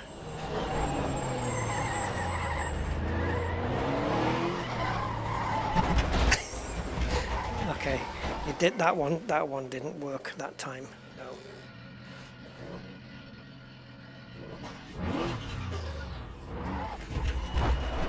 Oh, crumbs.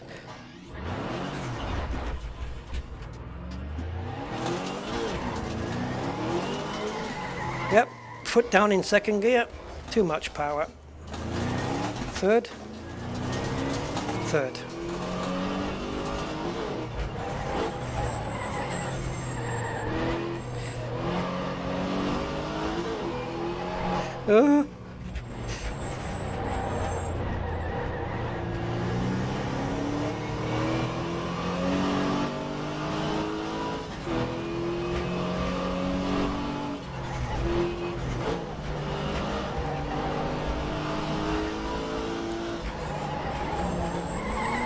Oops, I didn't realize I'd shifted down to second successfully.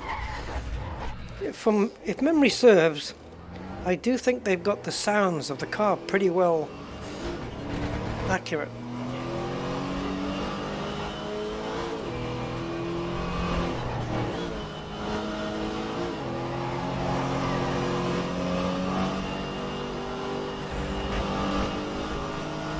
This is the scary bit. Oh, no, no, no, no, no. Why are you keeping your foot down? Because, yeah, kept my foot in there. Ooh. Ooh. Yeah. You get the idea.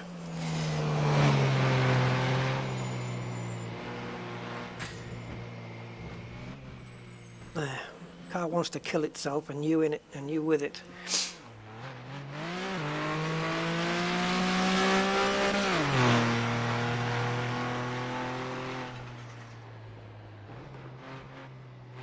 I think I've seen a modern version of the Yellowbird as well, but I don't know whether it was official. I don't know whether they did a modern one or not. But nothing. I can't remember how many of these were made either. It might have been like 5 or something. I can't remember. It wasn't very many. And don't even ask the price, because find one first. Okay, so Assetto Corsa. I haven't set this one up with the wheel, but it should be quick.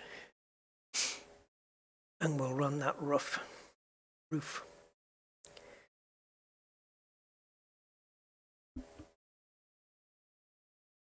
And then I think we're good. I think the wheel is a success at the moment. The only thing I need to sort on it is the squeak. All right, let's get it into Assetto. It's already launched.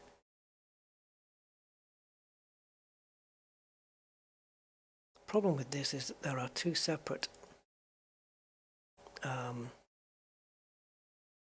going to go into desktop mode because there are 2 separate applications to run Assetto Corsa. So there's the launcher, which is one app, and then there is the game, which is another app. So it's kind of separate that way. I wonder if I can use, bear with me a second guys, I wonder if I can use game capture, but choose capture any full screen application. See if that works. Doesn't seem to be, does it? I've never had that working properly, to be fair. Yeah, well, this is a full screen application. Capture foreground window with a hotkey. Don't have the hotkey set up. And so we'll go into desktop. Okay. Now this one we have the track we want, we have the car we want. Notchlight for tourist, already set up. And roof. Oh, is it here? I've had to do a reinstall of this. There it is. Ah, look, there is. Ah, there's a roof. Okay, so these are not Yellowbirds, but these are the modern roof cars. They're literally just Porsches. So this is the baby right here. Jeez.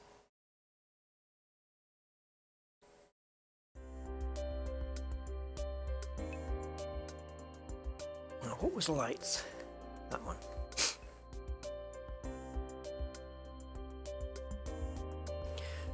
Okay, can we go?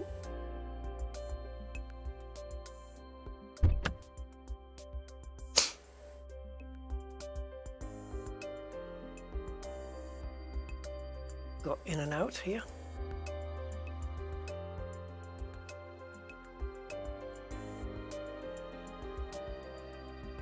Close the doors, please.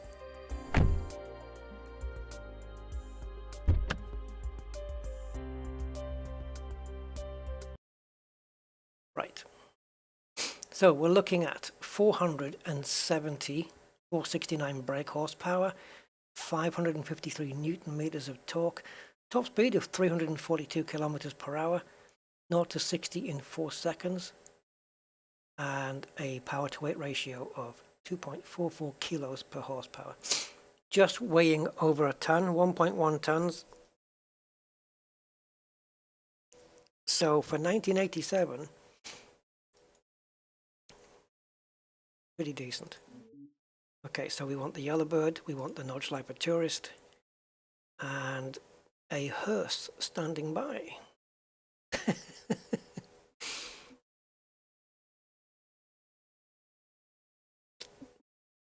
Oh, I haven't set the wheel up on this, have I? No. So it's not going to work, is it? Ooh.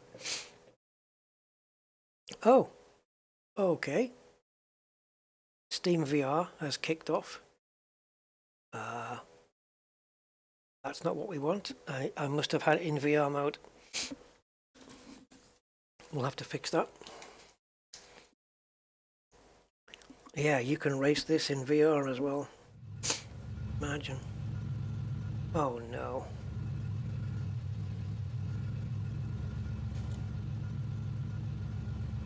I have to put the goggles on, guys, in order to get to the menu, which for some reason is upside down for you guys. Okay, bear with me.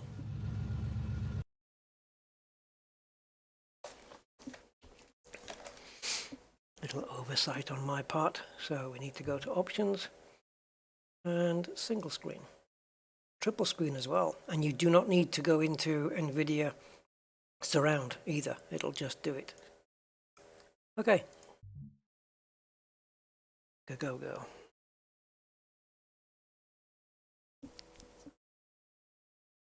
Oh. Last test, I would say then.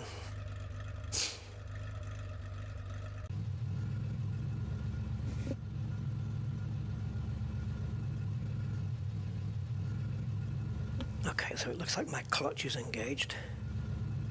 That means we won't be going anywhere. So steering wheel is working. Upshift and downshift will not work. Of course, I have to go back to the main menu to sort this out. So steering is fine. So we got throttle, bang, brakes, bang. Need them inverted. Clutch, invert, and just stick a shed load of dead zone in there. I won't be using it. Handbrake will not be assigned to the I think, yeah, okay.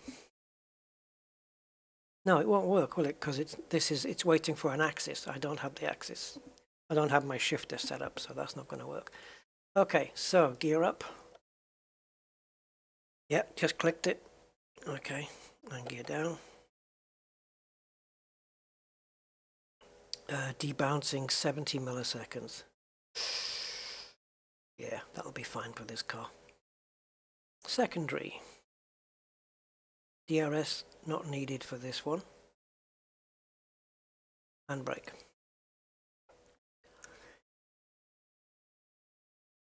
Change camera.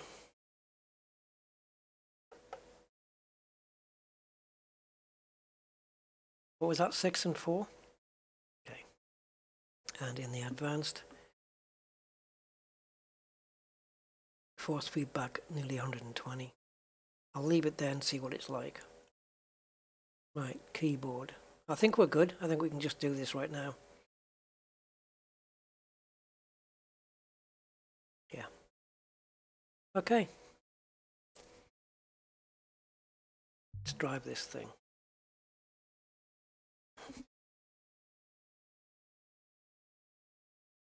Lap time will be around 3 hours.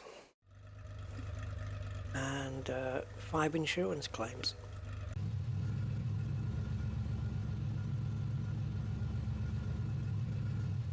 Oh no, how do I get that off the screen?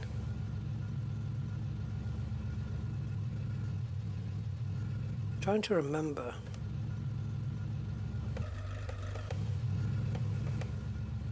Yeah, we'll use this. I was going to say to sit a bit closer. You can, I think you can adjust the seat in this thing.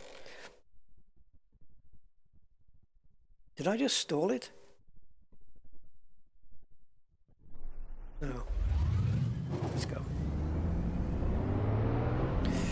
VSync is off on this, I can see. Graphics tearing.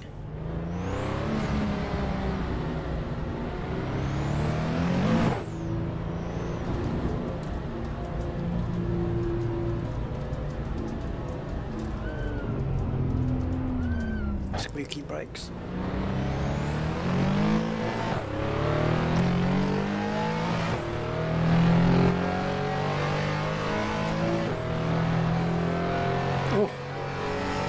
Just that slight turn and I felt the back end being a bit wobbly. Oh my god. Stop.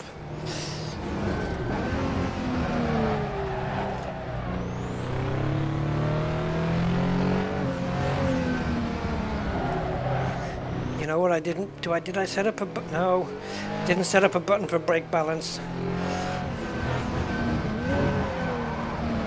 Yep, it really doesn't want to brake, this car, in neither sim. But they will be cold though. We need the brakes to warm up.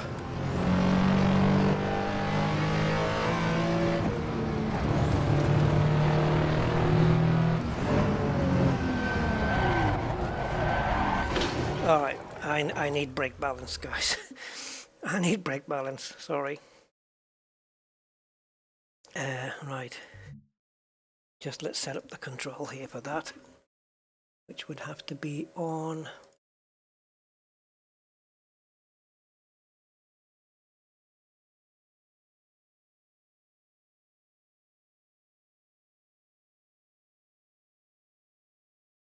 There it is. Turbo pressure. I don't know what the turbo is set to on this. It might be 70%. We'll try it with 100. If it's not already there. Engine braking. All that alone, that's for the F1 cars. Okay.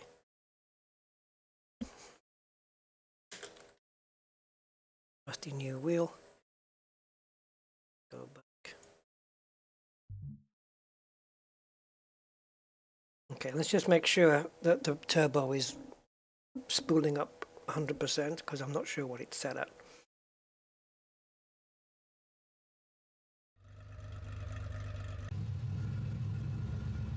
Okay, turbo at 100 and brake balance.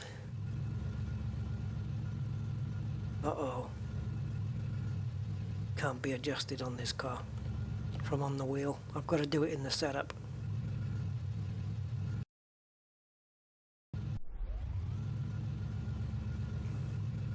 I'm going to go 3 steps to the front and let's go.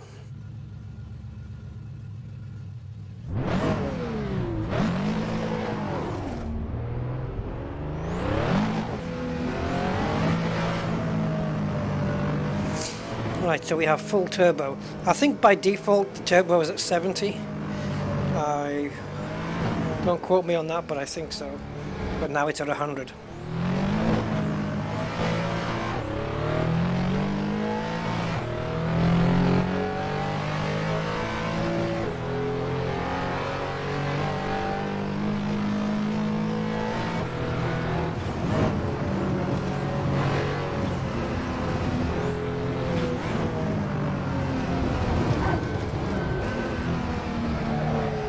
So far so good.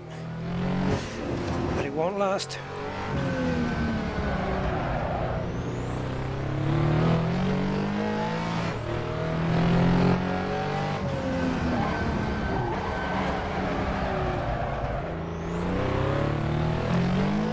Oh my god.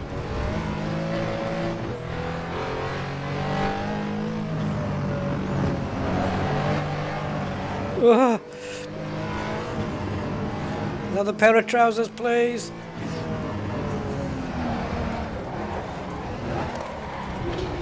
Yep.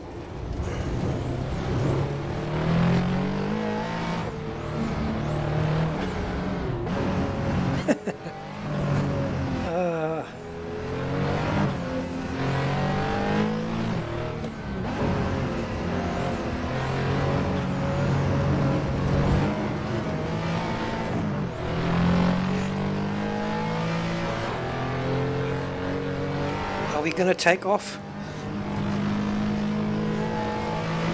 Oh, we did. Yep, we did. We had liftoff. We didn't even get permission for takeoff. But we got it in the air. Oh, this dirty tires.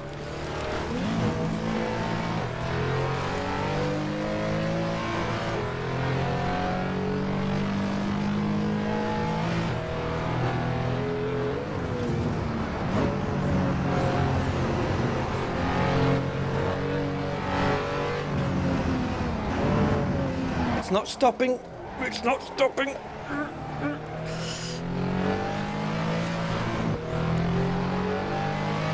It goes from no brakes to locking up.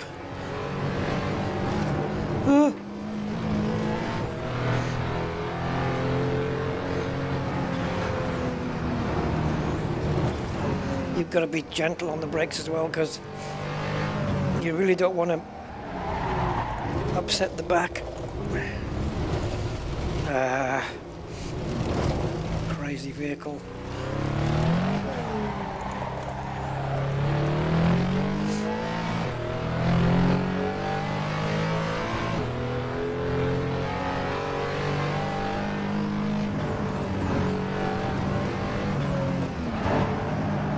Oh no, no, no.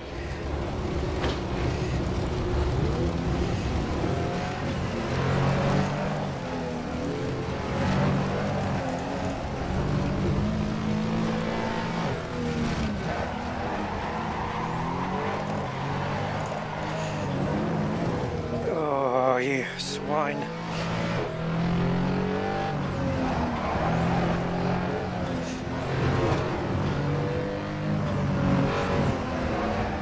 You've literally got to use the brake to deliberately get the back end out to help get you around the corner.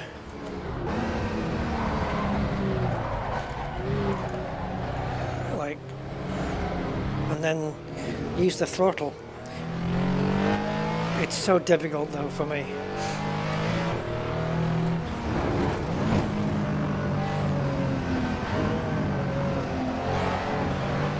Just modulate the throttle to keep the back end sliding around the corner, but it's hard with this car.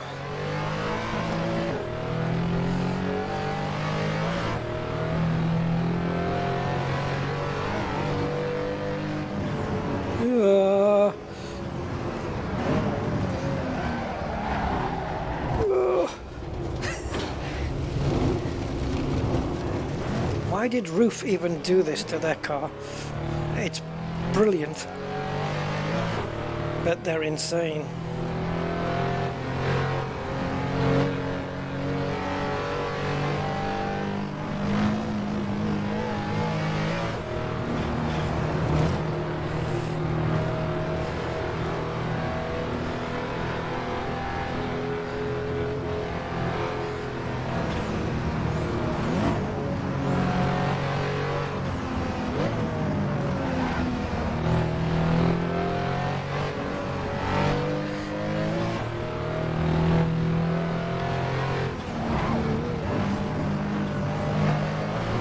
No, keep off the grass.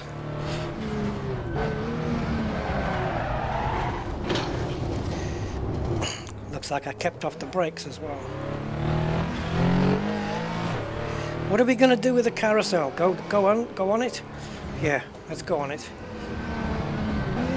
Oh. Oh. Yeah.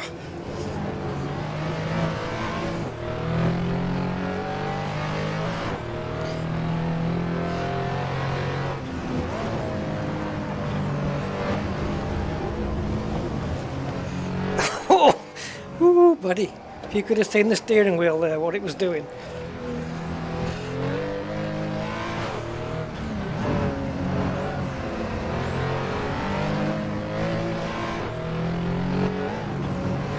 Oh my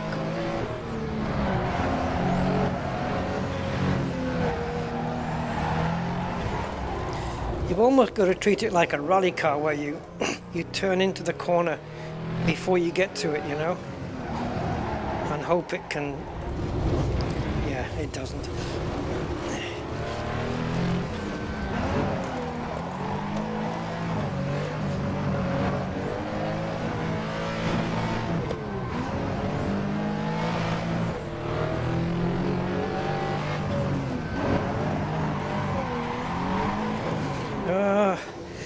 Back end keeps stepping out a bit too far.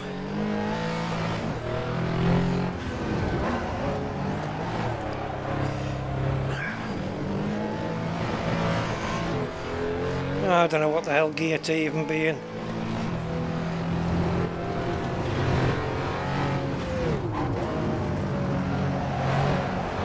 Oh, these tires, man, they're just not very grippy.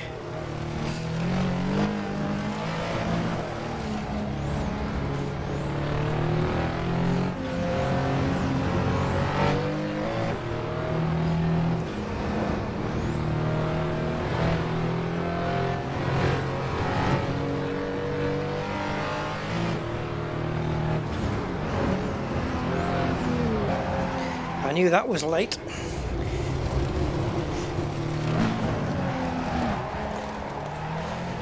little bit of help from the handbrake.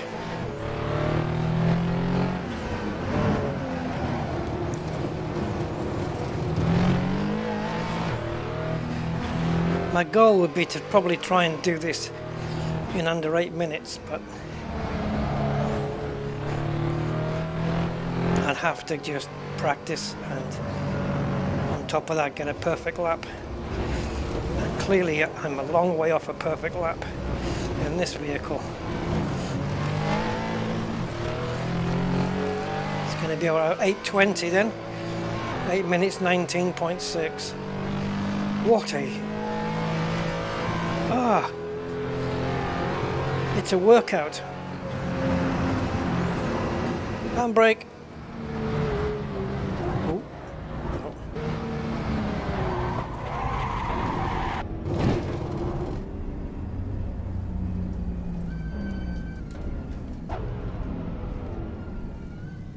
That's it, I don't ever want to see you again. Ugh. It's manic.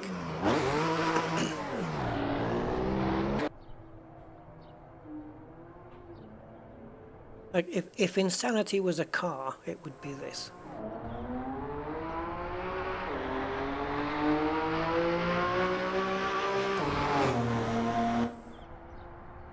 See if we can get better cameras here. What's there?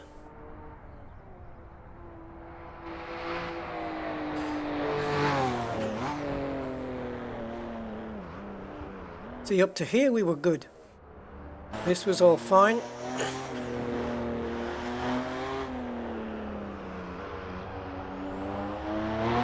Braked really early here so that we didn't slam it into the wall. And even then she's...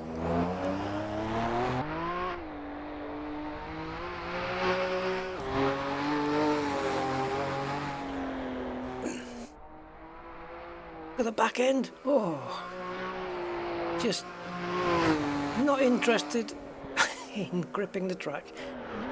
And again there, so difficult.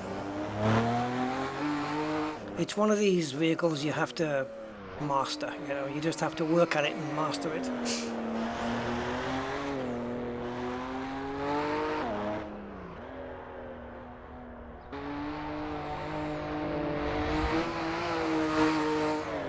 We took off down here. The front end was up in the air. Just here at the top of the crest. Oh my god, the whole thing went off the ground. Yeah, all four wheels. I could have backed off, but where's the fun in backing off? Honestly, it's an animal.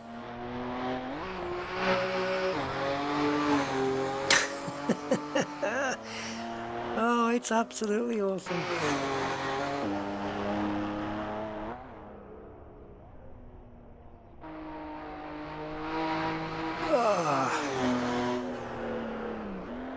The back end snaking under braking.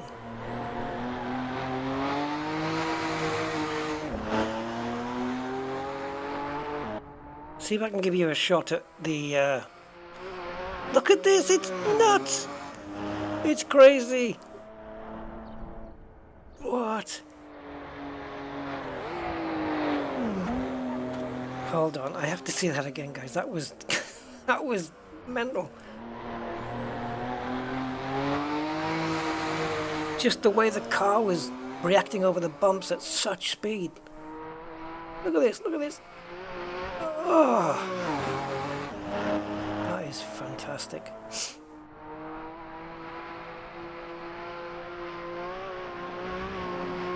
Why is he not going any slower than 2?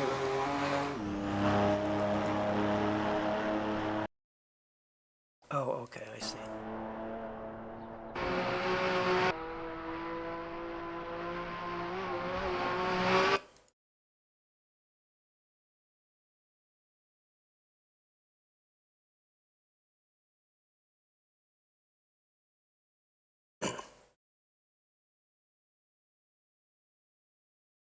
So here she comes.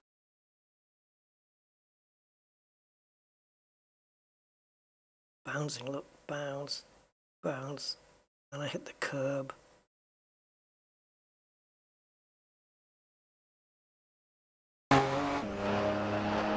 Crazy. Crazy good. It's like it's barely holding on. No wonder you go off track. It's like, almost have to.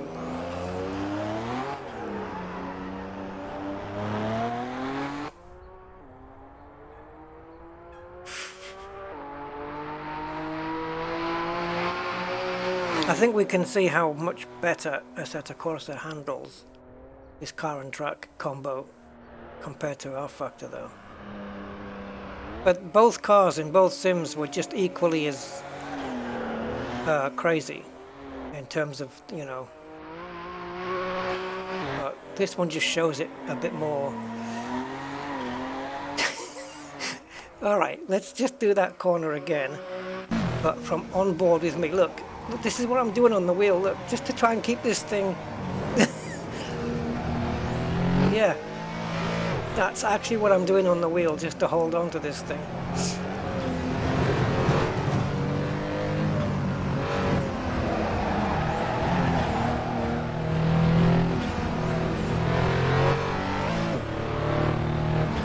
Oh my goodness.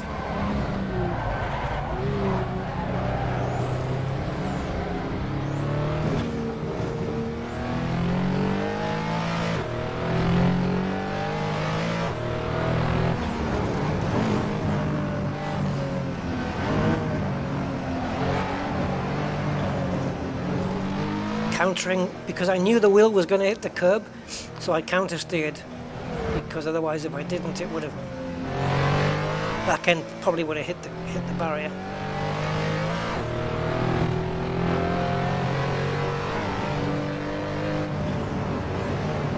Oh, that is nervy. We're not going to make this one.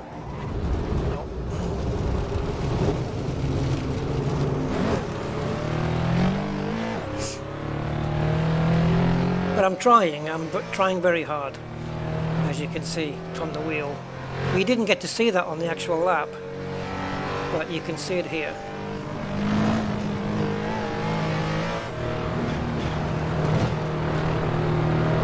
Just constant corrections the whole time. Even on a straight bit.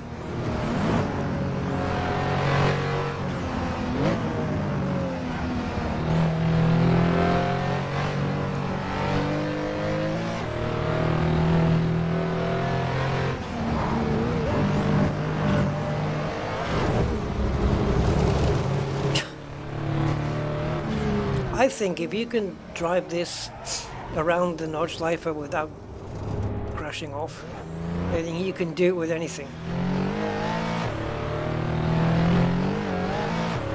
I can't think of anything more challenging than this.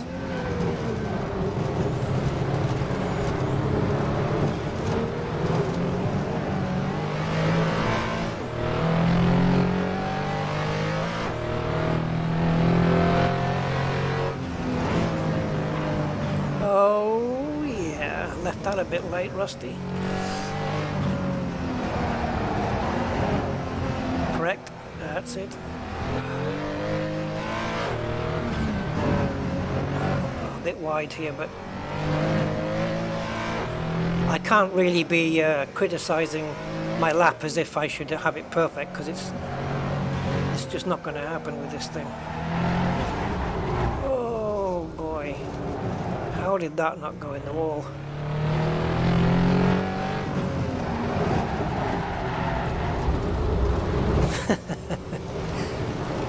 The car's saying, if I don't get you on one corner, I'll get you on the next one.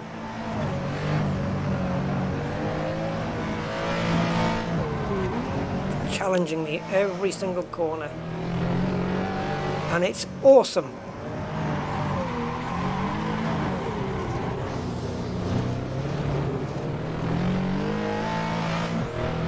Of course, add to this that you can do this in VR as well.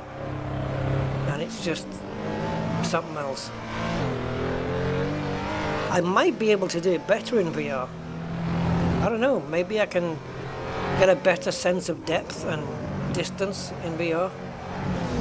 And then I can brake at more appropriate times. I don't know, perhaps.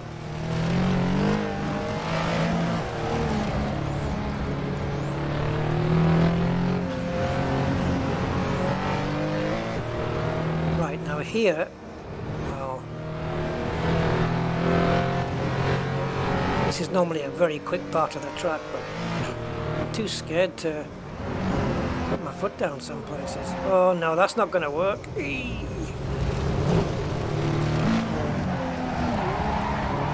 I'm looking at my lap here and thinking, when are you going to brake?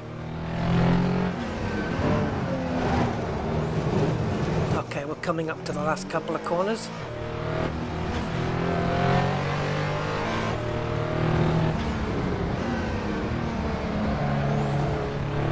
Again, just having to correct, even on simple corners, really. Oh, no, no, no, no.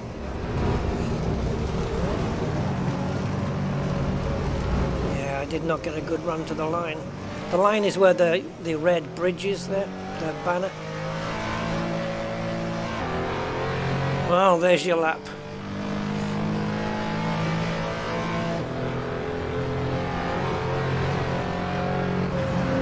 Somehow I squeezed it through this entrance.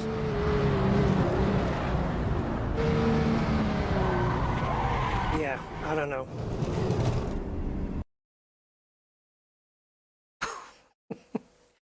Thoughts, guys? You see what I mean about this car? It's... oh boy. Robert Kirk. Hi, Robert. Welcome to the stream, matey.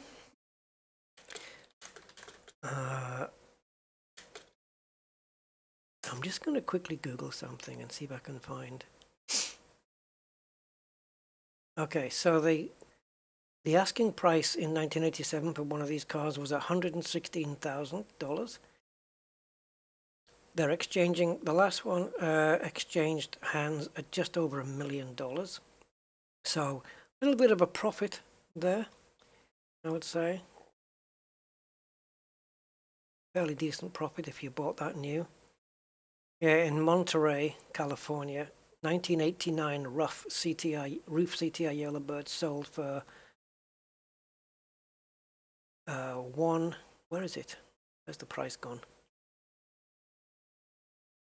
$1,022,500 US.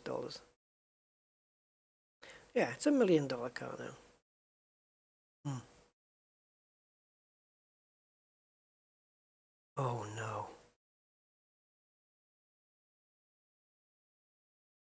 Oh, okay. I thought I just reading an article here that roof, don't know why I keep saying rough, that Roof were going to do that have done a 2021 anniversary CTR, but 85,000 pounds. Looks like, I don't know whether Roof have done it though, or whether somebody else did, and then like it's a what they call a resto mod, you know. Let's have a look. Oh, it's gorgeous, jeez.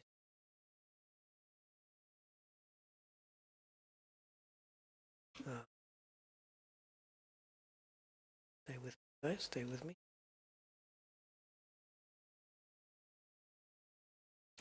So, this is the actual genuine article, the real car, and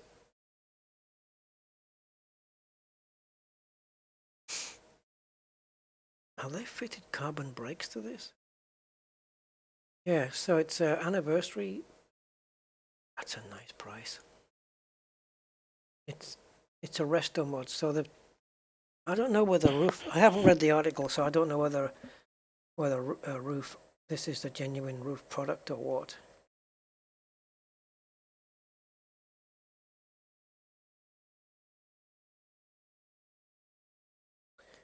Really want to be. If I had this, guys, I wouldn't dare press the throttle. The asking price, there you go, 750,000. 4 litre. It's nice. Really nice. Oh yeah, look at this. This is a modern version. 7-speed manual. 22 miles per gallon.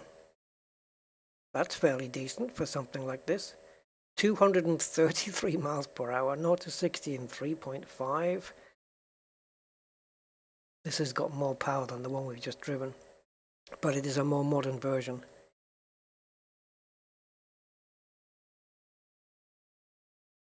I'm all for that. Maybe just after that lottery win, eh guys? We'll get one.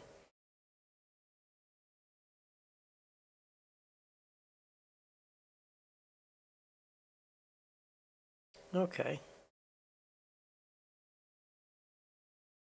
I would like you guys could,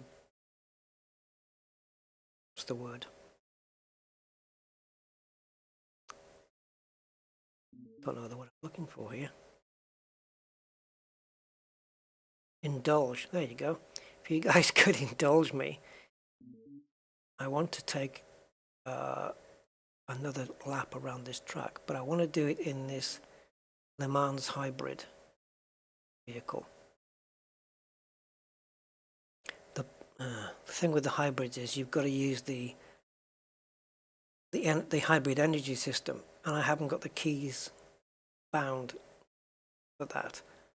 So we may run out of some battery power later on, I don't know.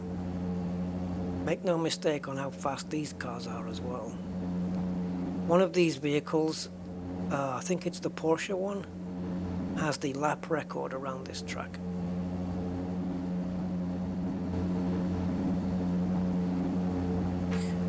At least this will have some grip.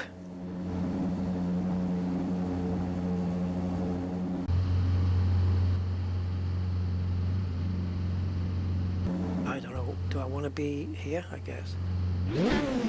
Yeah, you see on the bottom right, we have a green and a yellow arc. That's all to do with the battery power and stuff like that. But I don't have, how is it set up? MG UK recovery 5, engine braking set to 1. MGUH mode is set to battery and delivery low preserve. What that basically means is we're not going to be getting the most power out of the car. And as I don't have the button set up, I guess we're going to have to leave it that way. This is a big car. Jesus. And what about the turning circle on this?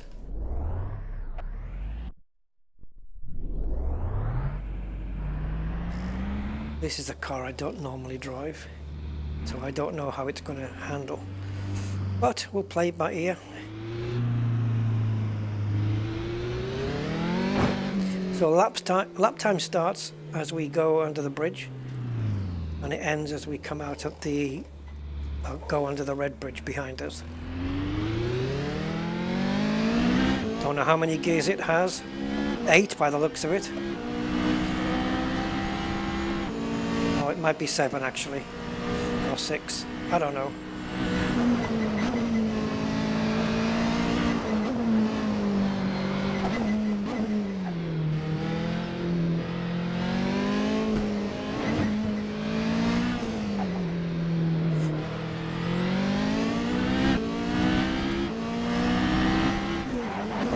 Whoops.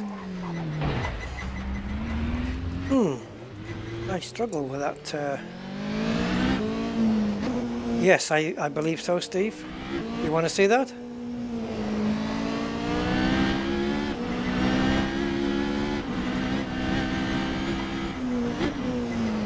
If you want to see a 917 and they have it, I can put that on instead, yeah. Nice vintage Porsche. Now, this has got some nice trick aerodynamics, so I'm not expecting the front end to lift off the ground here. We shall see. Nope, not even a bit. Oh, the grip on this is absolutely phenomenal. Do we have 7th gear? Yeah, we do.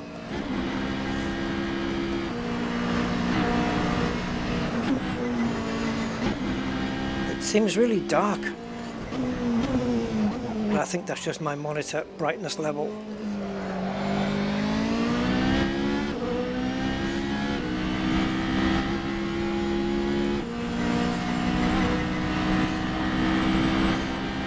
This isn't even full power.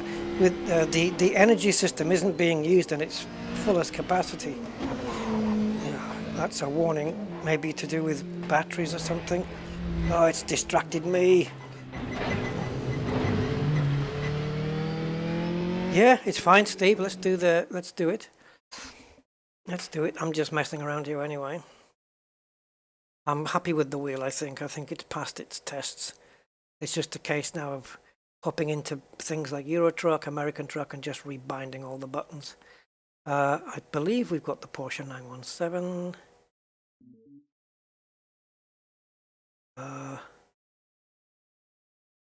Maybe not. Yeah, there it is. 917K. I've seen one of these in real life, guys, and nice. They're nice. In the traditional Golf livery. 917K, I think that's probably the one you're after. So, cockpit operated brake balance. Cool. You can alter the brake balance from within the car on this one. There she is. Porsche 917 in all of her glory.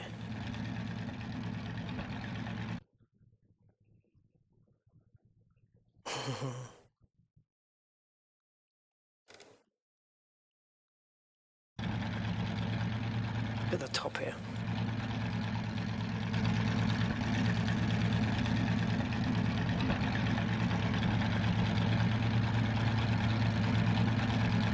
All working as it should. Wow, this mouse is super sensitive. Where's the car gone? Over here.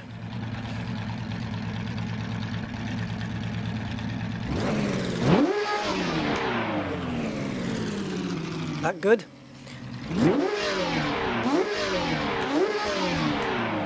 It doesn't spurt fire on every rev.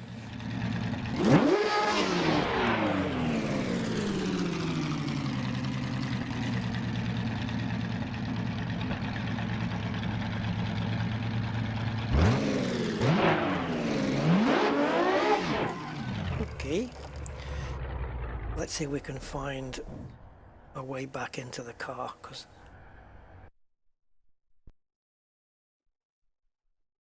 I'll try and do it from this view. I prefer the one that's closer to the dashboard, because as you can appreciate, the in-game wheel is about 3 feet, or about 1 meter in front of my actual wheel, or behind my actual wheel, and it's a little bit disorienting.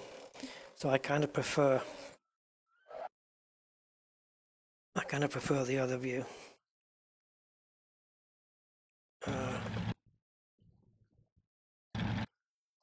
That one.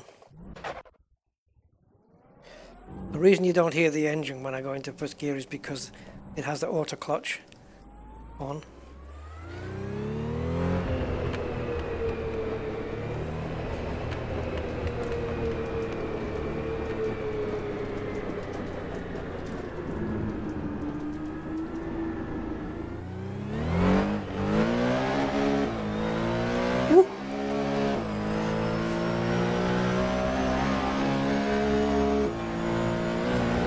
The upshifting is a bit laggy. It's not as instant as the modern cars.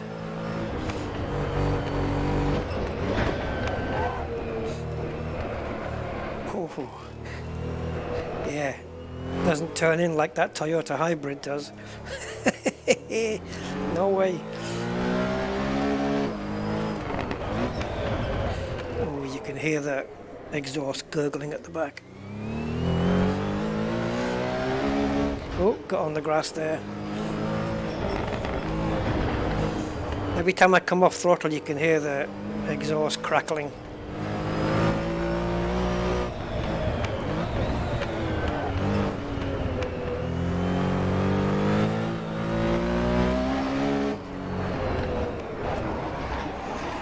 Yeah, I knew it. Hit the curb and...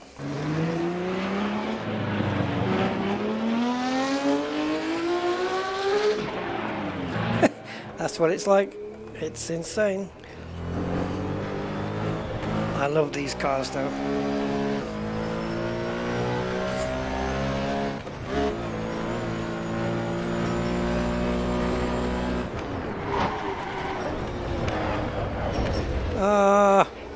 I was hoping I could save that when the car took off. Right, let's try and tidy this lap up a little. Nope.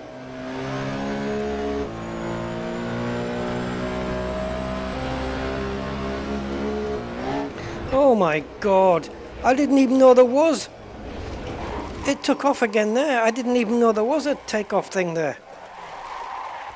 No other car's done that before. Let's start the lap again. That was terrible. It took off at the... I've never seen a car take off there. Okay.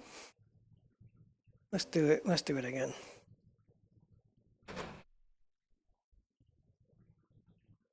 He's looking cool in his shades, isn't he?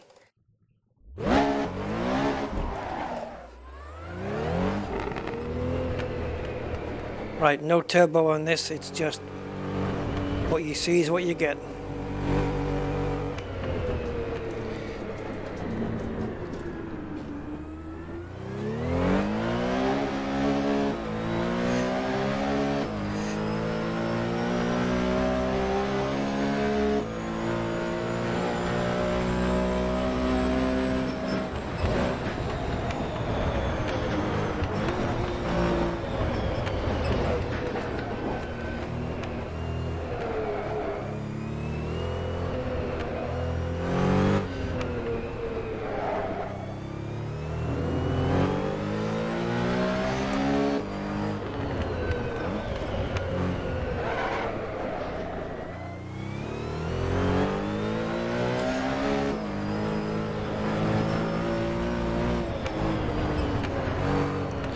Not a car you would typically go shopping with, is it?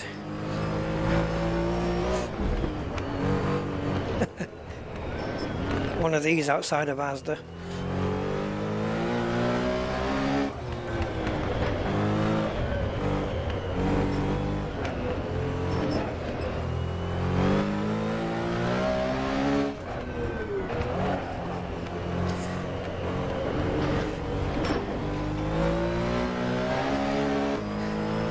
I'm going to lift this time so we don't take off.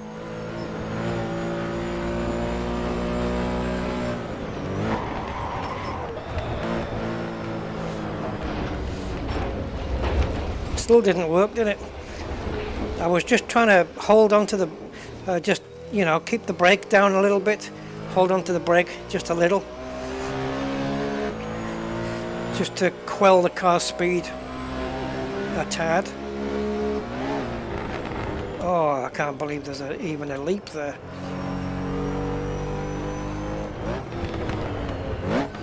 I'm blipping the throttle on the downshifts just to not upset the car as well.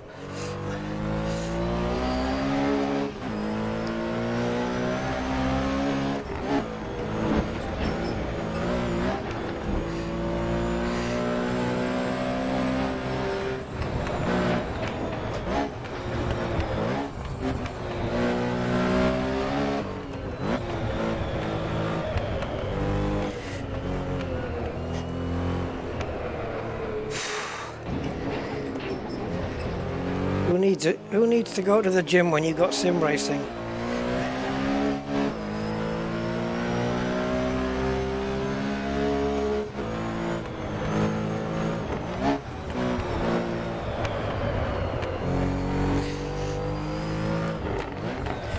Could do with a little bit more turn in, you know, altering the setup just so it points in a little bit better into the corners, because it's a bit understeery.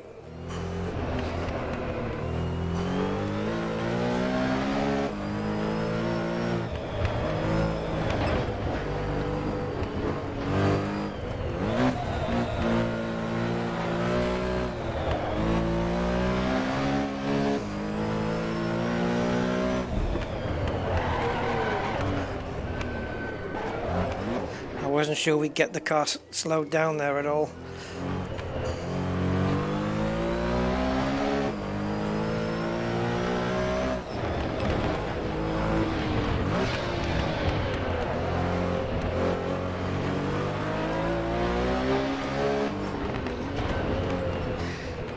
The replay of this should be amazing with the sounds.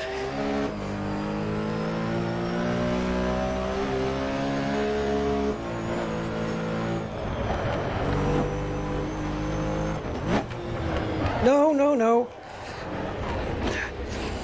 Why am I miscalculating this corner every time? I don't normally.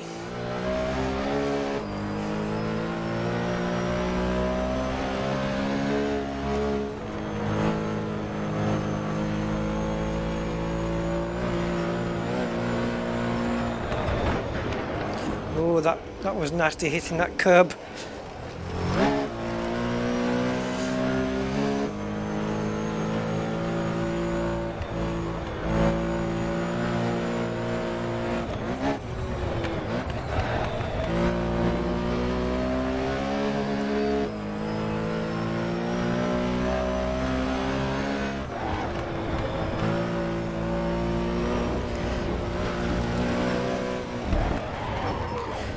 Brakes locking up, guys. Yeah, just completely locked up there on the brakes.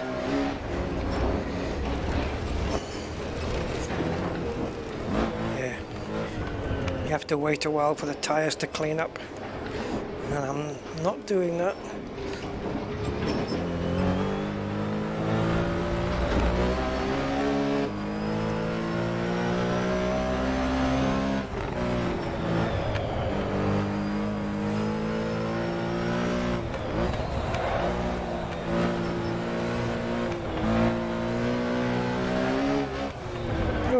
I shouldn't have put that power on. Ugh. Yeah, once it comes off the track and onto the grass or anything, the tyres have got no grip at all. That was my fault, downshifting.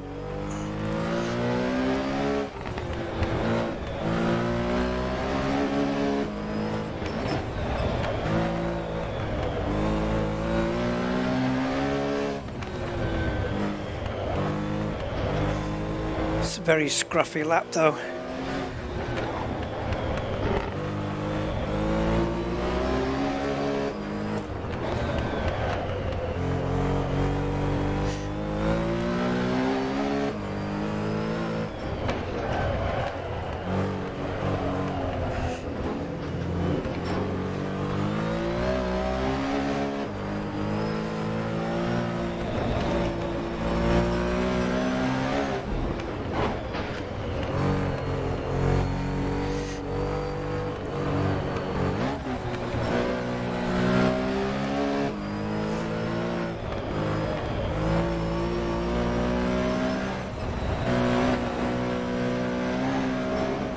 Oh man.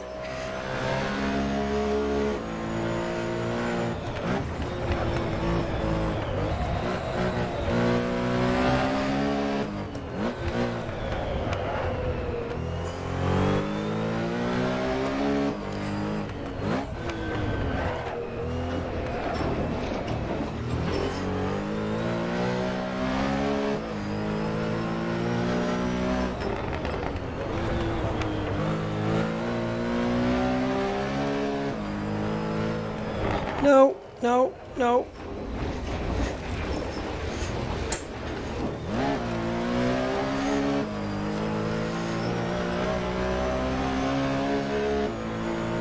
$7.31. That's a bummer. If I hadn't messed up the last corner, I would have done it in under 7.5.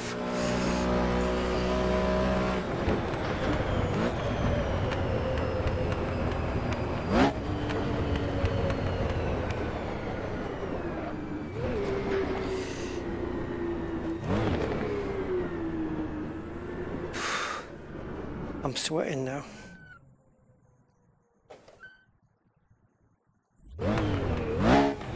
Yeah, I've seen those movies, Steve. Grand Prix, Le Mans, you name it. I don't think there's a car movie out there I haven't seen. Oh my goodness. Right, I don't know whether this replay is going to include the initial messed up lap that we had. Listen to this engine. Oh God.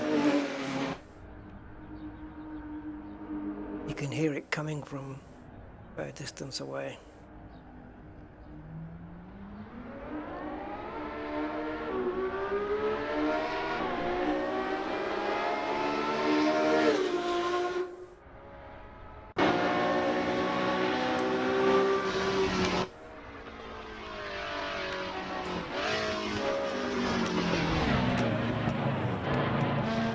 Enjoy.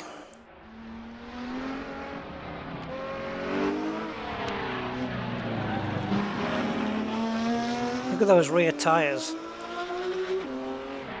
Oh.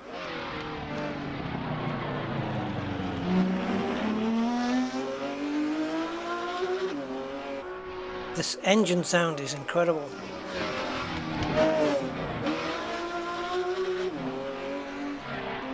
That is nuts.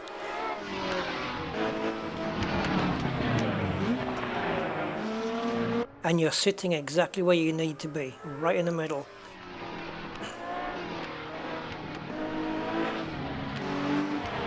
Ish.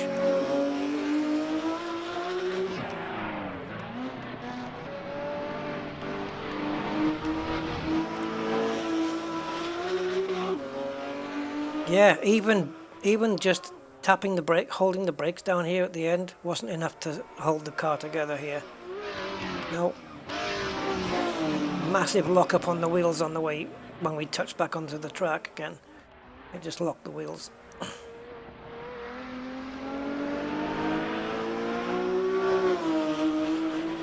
Oh, it's a racing car, all right. Oh, yeah. Make no mistake. You've seen these things running in real life, you know. Did you see that?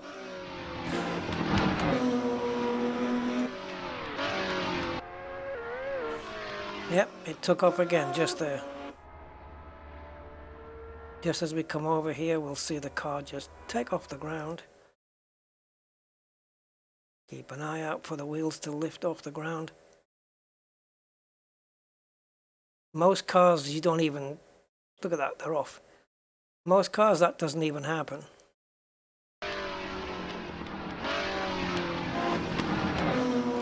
Right, let's have a look at what I'm doing. Trying to keep the car. It's not quite as bad as the roof in terms of steering work.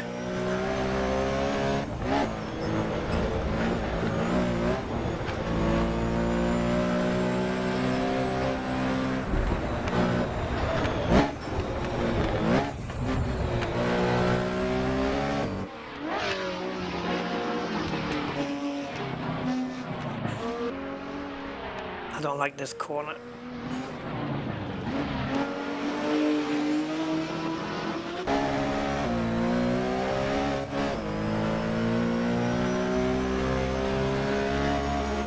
I could put this into black and white.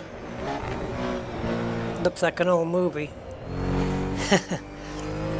I can actually. I think there's some settings on the side here to let me go into black and white.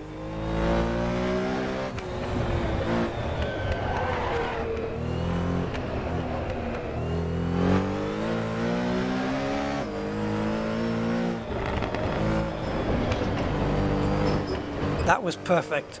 That was perfect. Just missing that curb on the right-hand side there. I wasn't sure I was going to make this corner, but we got it.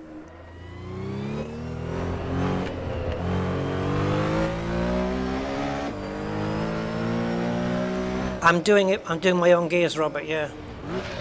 I don't use automatic gears. No. That's how come I keep breaking shifters. shift the paddles. Now this is all on me.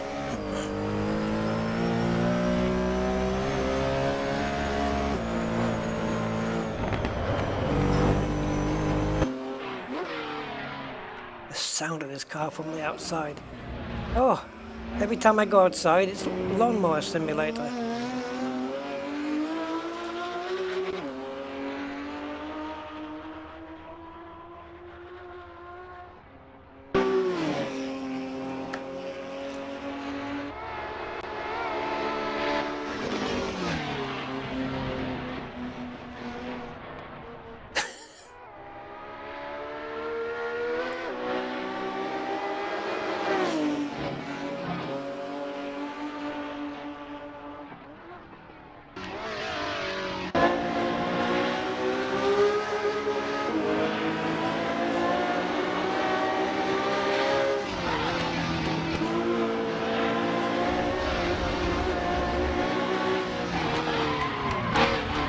Yeah, locked up the wheels, see? Bugger. You should even see, I think... Oh, is it this one? I'm not sure whether Assetto Corsa animates the driver's feet. The whole steering column is animated, but I think it's R-Factor that does the feet. And Assetto Corsa Competitzione does it.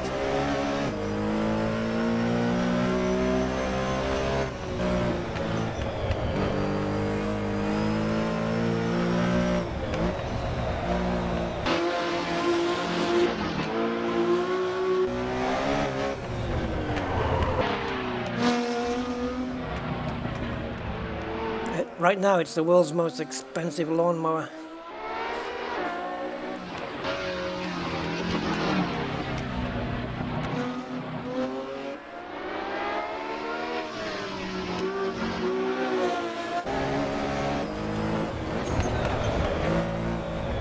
Yeah, it's an amazing track map, this one. I do like it.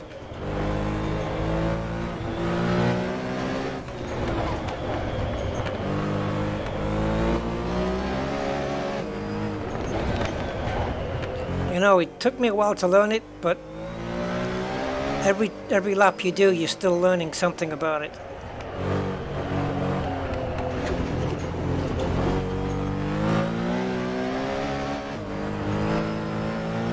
Wow, it's a little bit...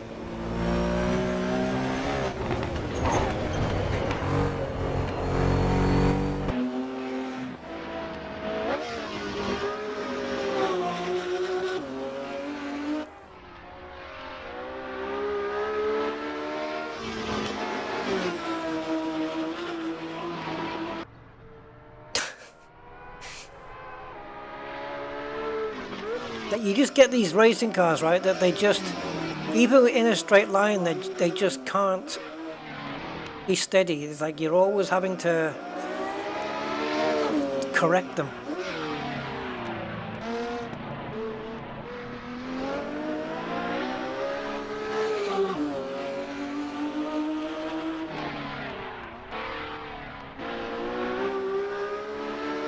Yeah, I don't know. I have no idea how much time I've got on this track in all the different sims.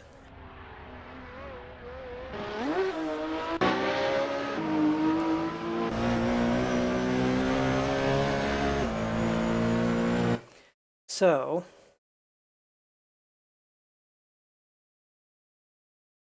I don't know if we were to do another one. Like, what am I thinking? Niki Lauda's Ferrari here. But I don't know whether to... Because this was the track where he crashed, didn't he? And these cars are all brutal, every single one of them. These are the DRM. I think it's Deutsche Rennen Motorsport something. DRM Revival. And the Porsche 935 Whale Tail, or something it's called, I don't know, is probably one of the most powerful there in that range.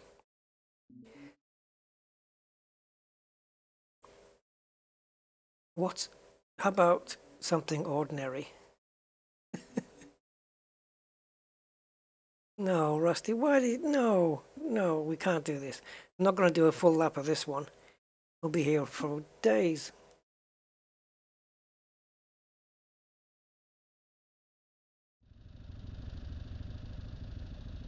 The back open just to keep the engine cooler. This is the old Fiat 500s before. Actually, it's a 595. Come on, rev it, baby. Oh, look! Listen to both of those horsepowers.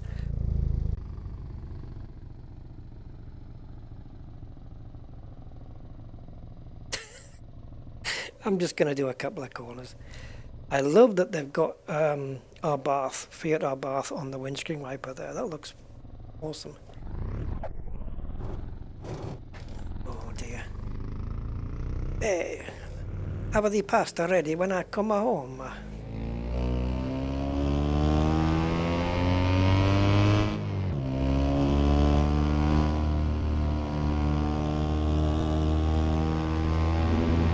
See, we've got some ordinary road cars as well, which we can drive around here too.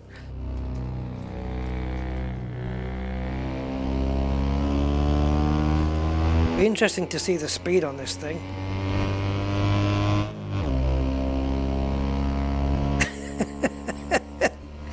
Oh, I love it. How is it going to handle these twisty corners? You know, once we ever get there. 60 miles an hour now. Oh, she's running out of steam already. Trying to get up the hill.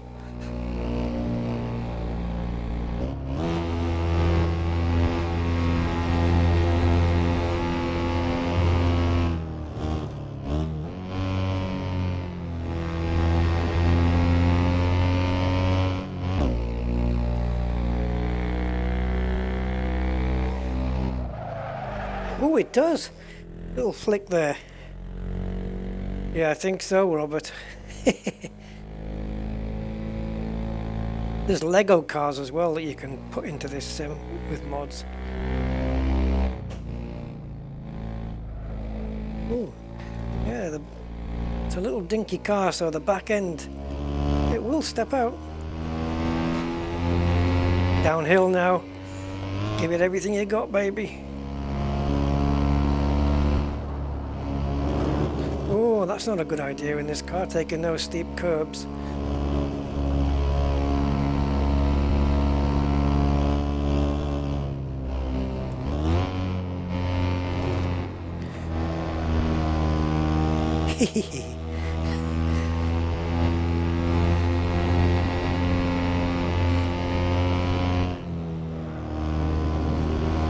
We should have a race of these guys, like 19 AI cars and me, one lap around the Nordschleife.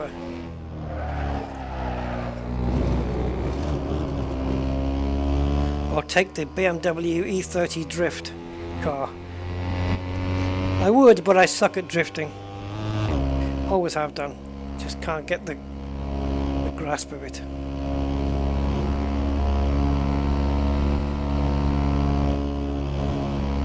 It's not going to lift off the ground here, I can assure you. No, it didn't lift off the ground at all. Oh, come on. Do you want me to go down to third? Any little incline.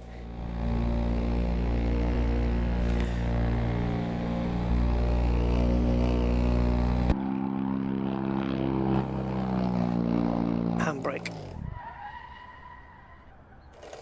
Just for comparison, take a look at the newer one. My neighbour's got one of these. This is the more, I think this is a faster one, but if we look at this one, yeah, my next door neighbour has got one. Not the R-Bath, just the standard 500. This one is a SS. So this should be a little bit quicker, eh?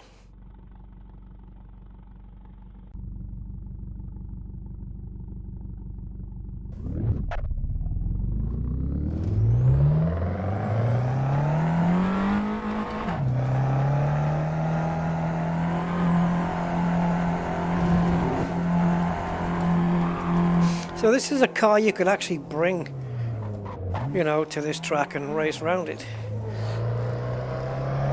An actual road car.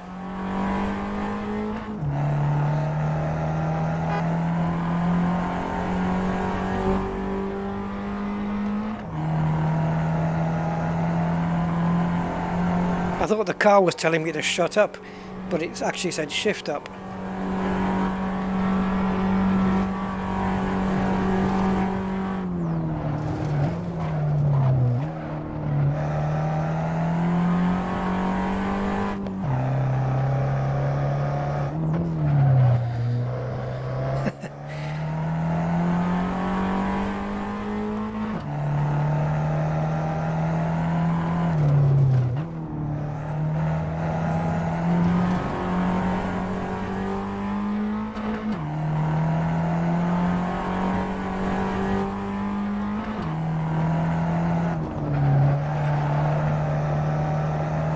These are not so tough to drive, they're quite, I don't know, cooperative.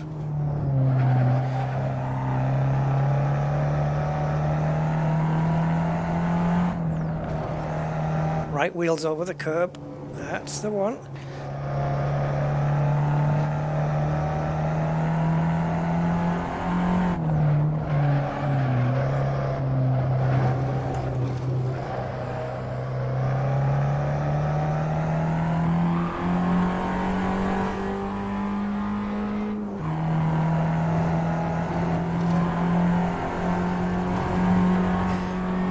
Flick it into this corner.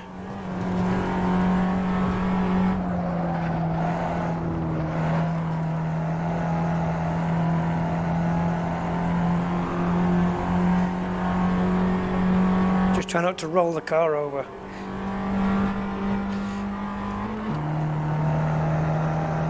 Yeah, it's not a bad little car, this. It's got a nice little bit of speed to it.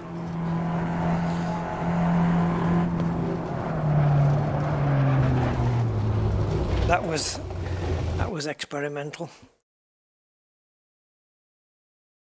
What about an SUV, guys? High center of gravity, dangerous on the fast corners. I do have an SUV here, but I don't know which it is. Is it the Merc? Mazda? Look, the 787B. If you know, you know. That thing is a beast. Where's the SUV? I think might be a Mercedes one. Audi Quattro. Group B rally car. Another maniac of a vehicle. A legend in its time, as was the Quattro here. I think it must be Merc that has the SUV then. I can't think. What's this one? Unknown. Yeah, what that is. KTM. Alfa Romeo. Ah. No. Nope. Have a look at Mercedes then. No. Another legend of Le Mans, the Mercedes C9. Which Maserati? I know I have the Glickenhaus 05, based on a Ferrari. I know I've got an SUV here. It comes stock with the thing, with the game. Tag. SUV? SUV. Oh, okay. Maserati, Porsche Cayenne, and Porsche Macan. Okay, let's go with a Porsche Cayenne Turbo S. Go and pick the kids up from school at the other end of the Nürburgring. This is something you don't see every day in sim racing.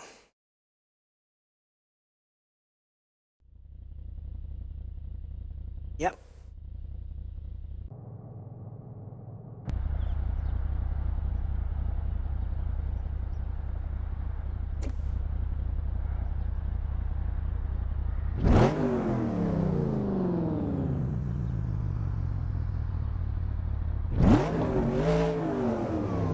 Right. An SUV with a little bit of a appetite then. Get the lights on. And it's turbo. Can we change the amount of pressure? No, not on this one. Didn't think so. You can't do it in real, so... Ooh. Mommy, are we going to school? Yes, I'm taking you to school now, kids. Settle in. Are we going the fast way? Right, it looks like it's redlining at around 6.8. Well, if any car's going to tip over, it's going to be an SUV. Oh. Yeah, safe for the kids, these.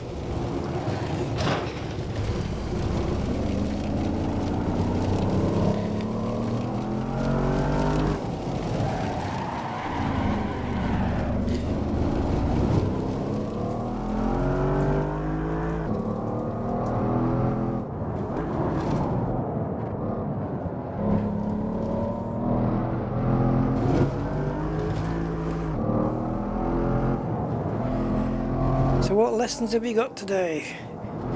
Geography and history. The school run. Oh no, what happened there? Something happened there on the right hand side. I think we maybe locked a wheel or something.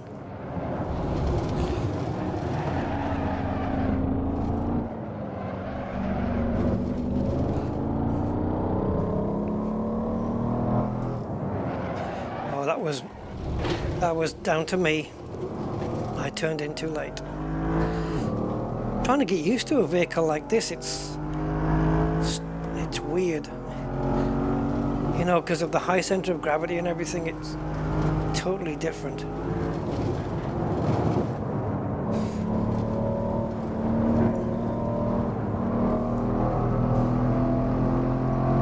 Not a big fan of SUVs, never have been.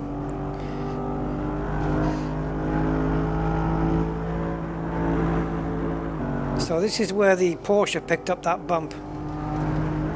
Yeah. Oh, we're going to steer into the barrier again.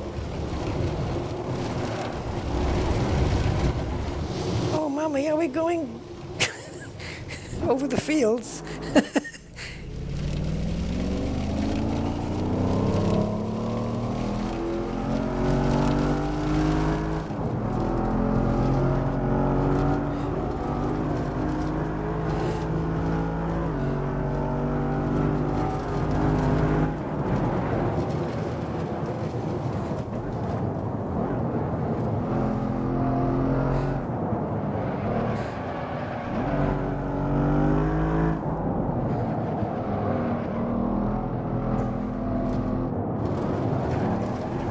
I wonder what time we'll set.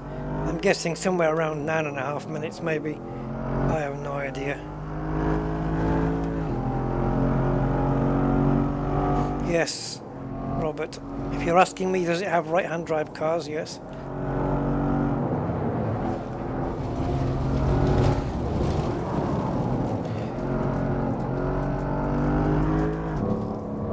I'm pretty sure some of them are right-hand.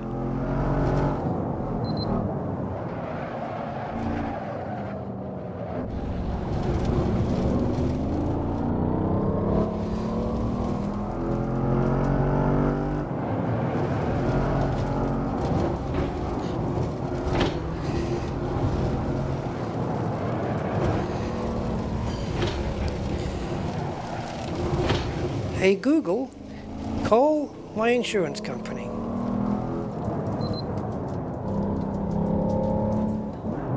No, not you. Sorry, my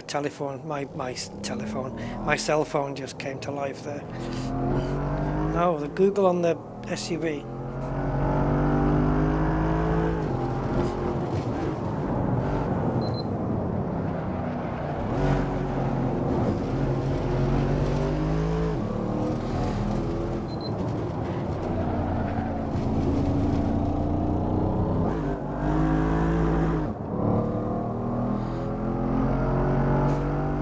So in case you're wondering where you can see the gear number at the bottom right, you have a white bar which is the revs, and then you've got the orange bar on the inside which is the amount of turbo pressure.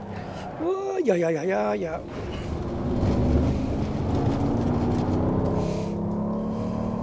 And then of course my pedals in the corner.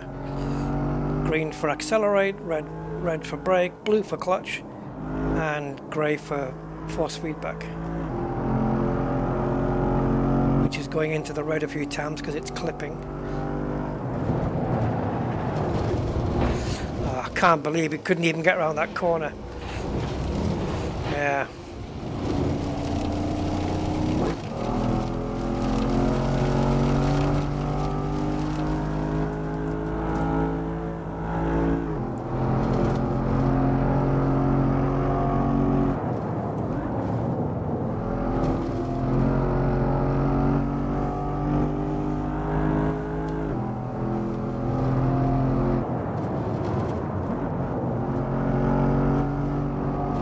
Off the grass.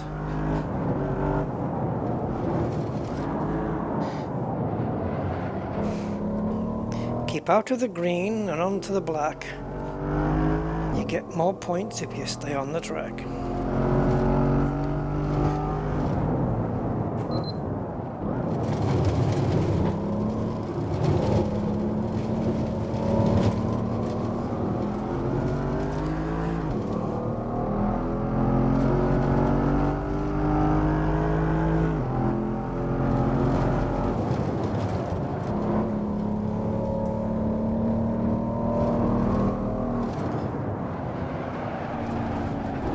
Right, we're at 6 minutes. There's F1 cars that would have crossed the line 45 seconds ago.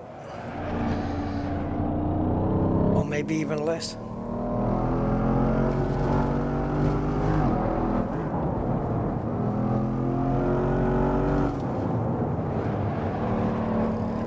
Oh, you're turning the wheel and the car's just saying, nah, not really.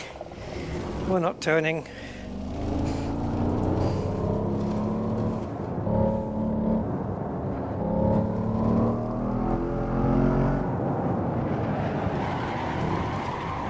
Nope. Even tried to use a little smidge of handbrake there. Oh, handbrake came in handy there.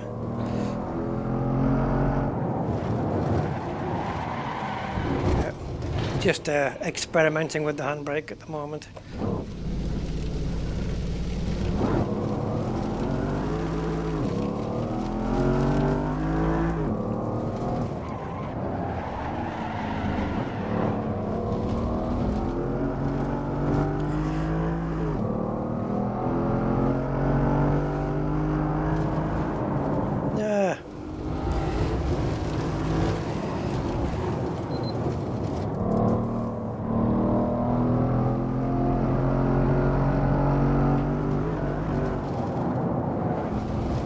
Ooh.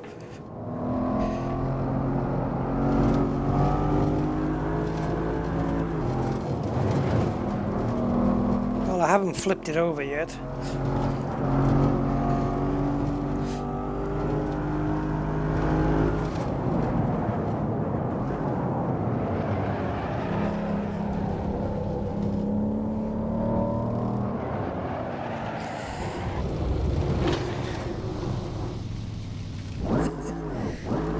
Man. Yeah, I don't know if SUVs are, they're not as safe as people think they are, because like on a motorway or something, if you need to make a very quick evasive move, you've got more chance of flipping one over than in any car. They sit a bit too high off the ground.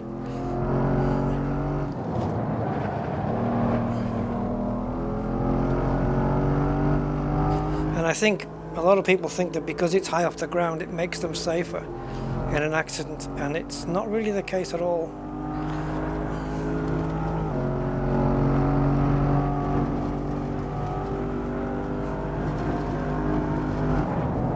But yeah, like you say, they are quick in a straight line as well. And probably the Lamborghini SUV as well.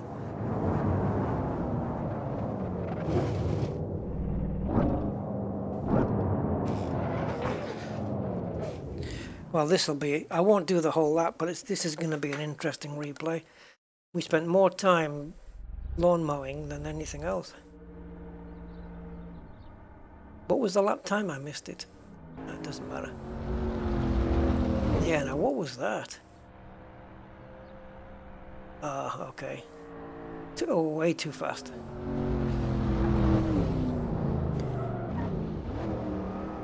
I'm learning to drive. I don't have a license.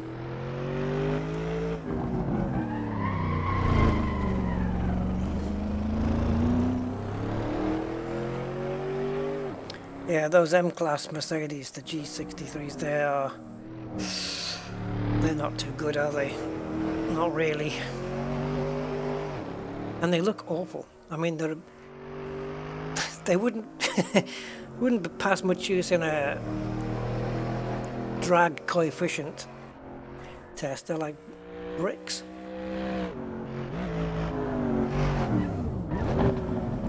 Oh boy, these things are all over the place.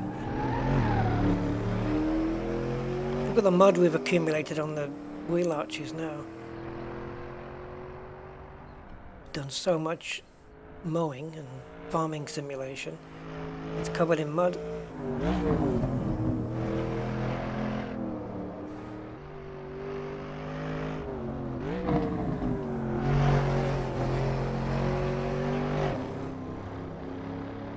I don't know. I don't get the appeal, but I think public was just sold on them, really.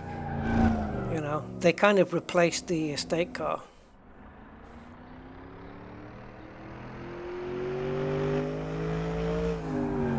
But some companies are still popping those estate cars out, like Volvo.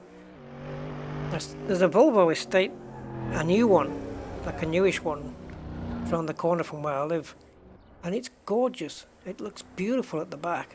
Really nice. BMW also do nice looking estate cars.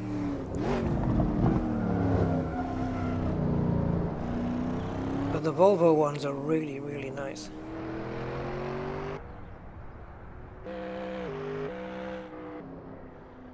Oh dear. Yeah, since I reinstalled this on this new PC, I've got a lot of 9 minutes and 3. I said 9, didn't I? But it'd be nice to have got under that. Yeah, I've lost a lot of my mods. I had like 3 pages here. What have we got in Toyota? Oh yeah, that thing. The Supra, Time Attack. Oh look, the old Celica, 4-wheel drive turbo. And the Toyota AE86, the drift version, the tuned version, the Supra Mark IV, GT86.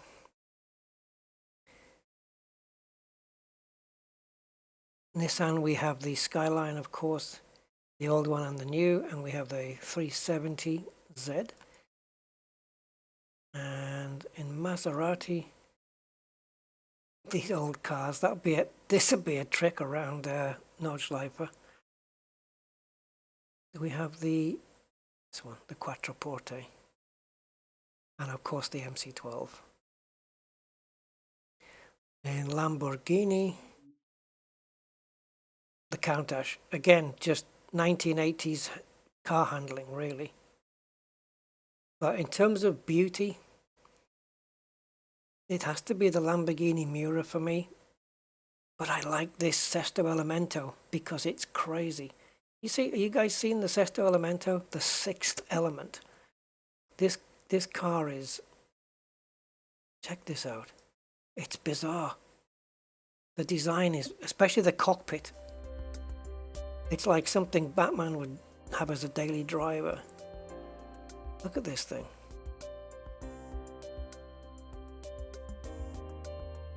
I've only driven it a couple of times. The interior is really weird. It's not the same weird as, say, the Pagani Zonda, which is weird, but I don't know how would you put it. It's luxurious and elegant. Look at this. Let's get inside. Look, this goes. Look, there's nothing at the back there. Look, there's nowhere to put your maps and No radio, no controls for anything. It's just carbon fiber everywhere. The sixth element.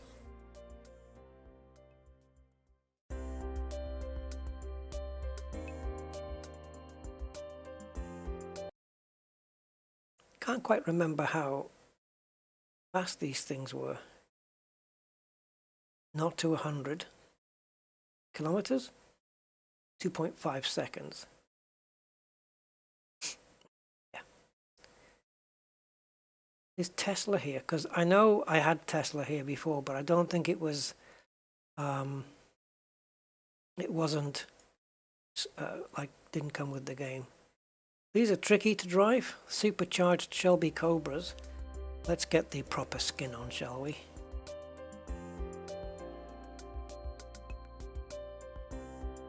There we go. Oh, I think there's a red one as well. Should be a red one. No? No red stripe? Golf. There we go. This is a tricky little thing as well. And if you, most of the ones you'll see around for sale are replicas. The genuine ones are few and far between and crazily expensive.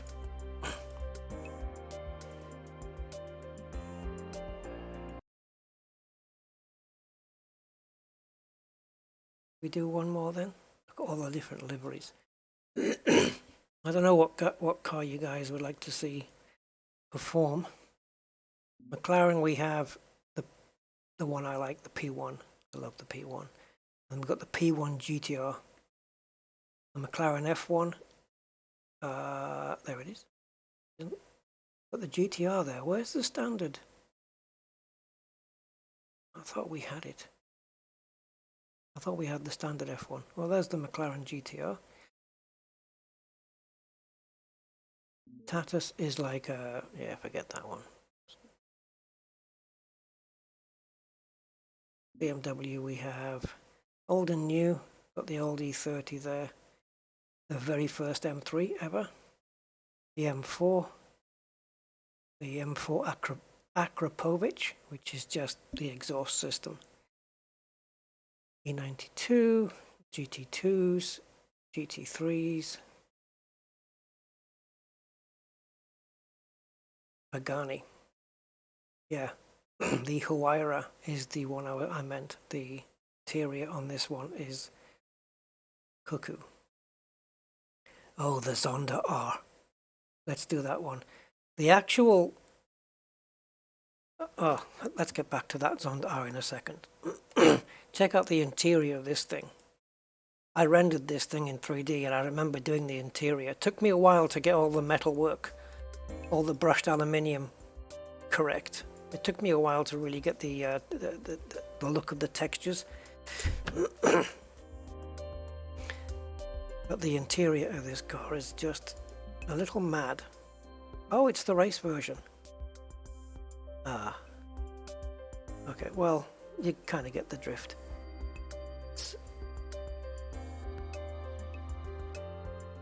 Like the gear shifter there, you can see the cables underneath, there's nothing hidden.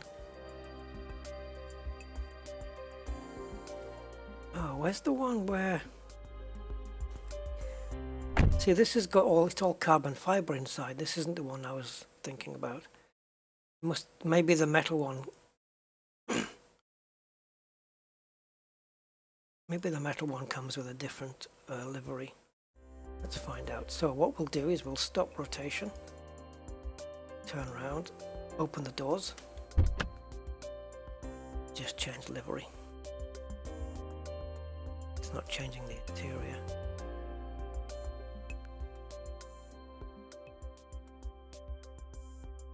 Okay. Well, you'll have to Google it then. So I think with the Pagani Zonda R, they lapped this thing around the Nordschleife and it did a 6-minute 47, I think. And they did make a livery for that specific moment after they did that. So I wonder if we have it here. Nope. Nope. It has to say 647 on the side. I don't have it. Damn. Yeah, I think it's 647. And then I lapped this around the notch lifer, and I got within a few seconds of that time. I think it was 6 minutes 50 something, and I was pretty happy with that. Ah yeah, world record. Is it 647? There you go. Nürburgring 647. But wait a minute.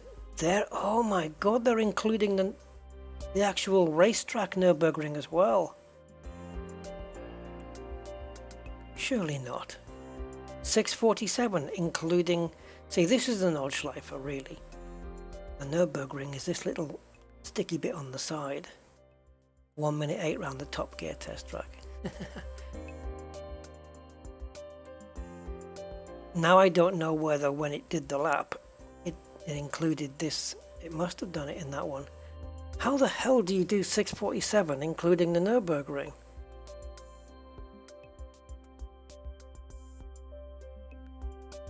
The problem with this is I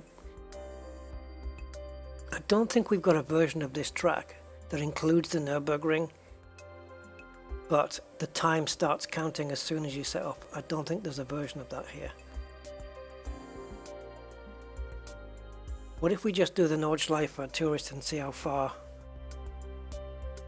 close we can come?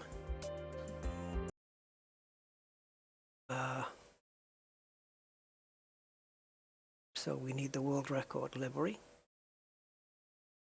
Obviously they put the livery on after they did the lap. That would be obvious. And then the track, we've got Endurance and Endurance Cup.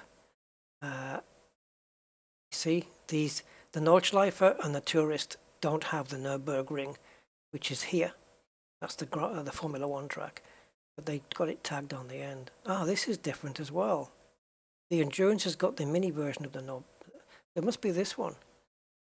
But we'd have to do an entire lap before we could do a lap that's timed.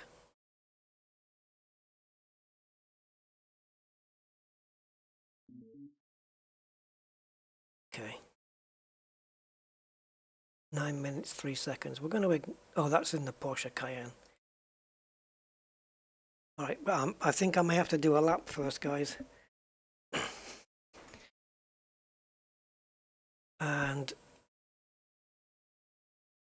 this is probably going to be about all my head can stand.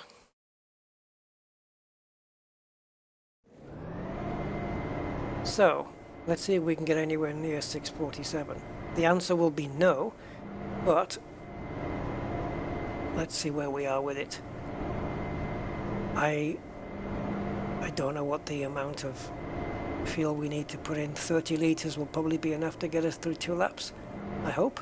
Can you imagine running out on the last corner?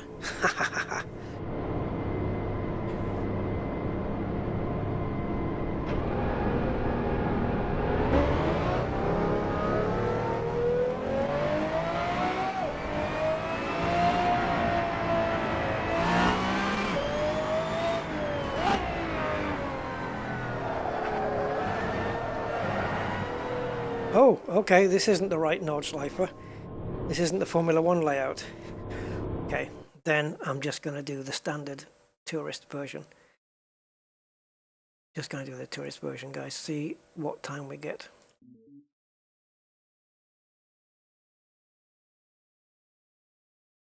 Because to do the Nürburgring part, probably looking around, if it's a shortened version, maybe about a minute 10, I don't know. Oh, I know what we can do. Let's do the tourist version, then we'll do the Nordschleifer with the Nürburgring on and see what the time is when we get past. That doesn't work, does it? No. Can't add them together. Great. So 6 minutes and 47 is our target time, but the tourist version is slightly shorter as it doesn't complete an entire lap, obviously. You can see my gear shifters moving there.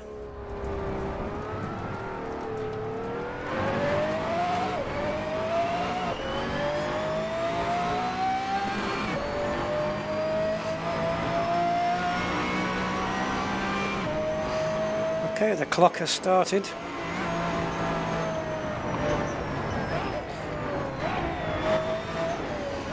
I had to make a massive correction there to save the car.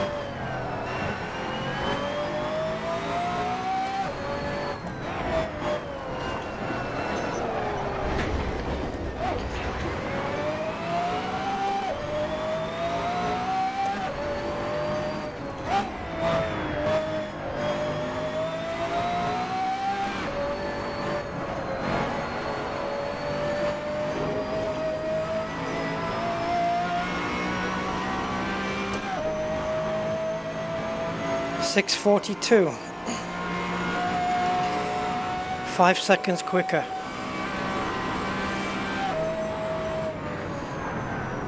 That was insane.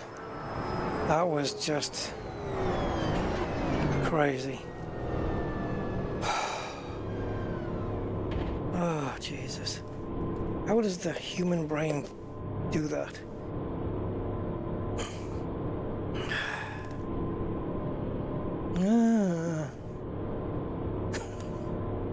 Kill me. Okay, so. Okay, I was 5 seconds quicker, but if they really did do it with the Nürburgring on top of that, how? How? I gave it everything. I overdrove on a couple of corners and made a couple of mistakes.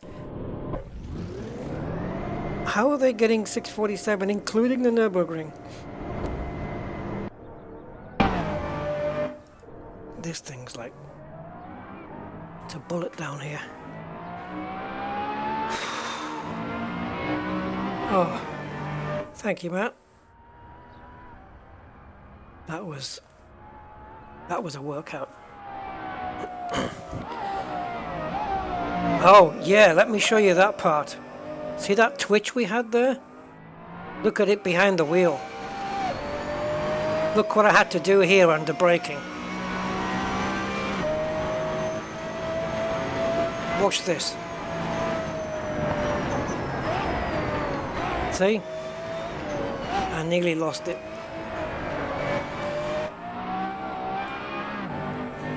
Thanks, Robs.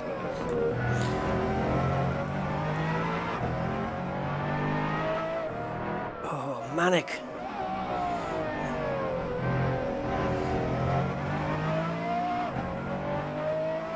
That was something else, I tell you.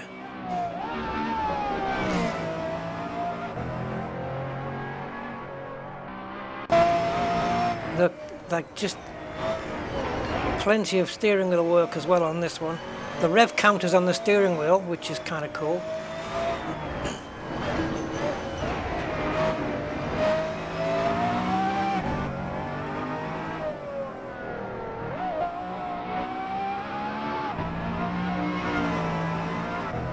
Can you imagine owning one of these? This is road legal. I think the Zonda R, it's road legal. I didn't care about that. I thought, what the hell, we'll have the grip. I was hoping we'd have the grip to get around the corner.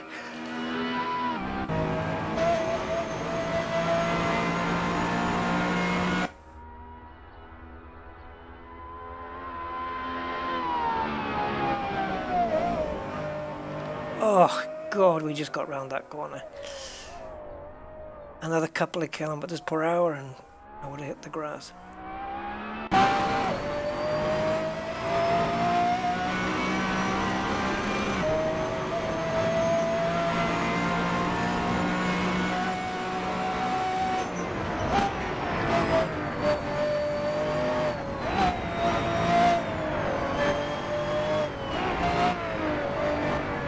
In case you were wondering what those little chirps were with the yellow warning sign, that was when I was requesting a downshift and the car was saying no because the revs would be too high. So it wasn't allowing me, it was just to let me know that it was not allowing the downshift that I requested. So I had to request it again once we scrubbed off more speed. That's all that was.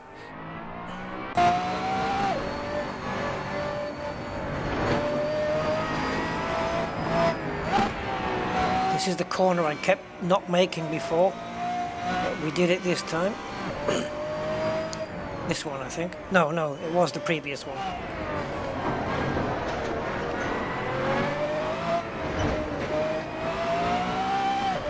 Yeah, the Nissan GT-R is very good with the traction out of the corners and stuff. It's like a computer on wheels. But I don't think I can do another lap now. I think I'm done.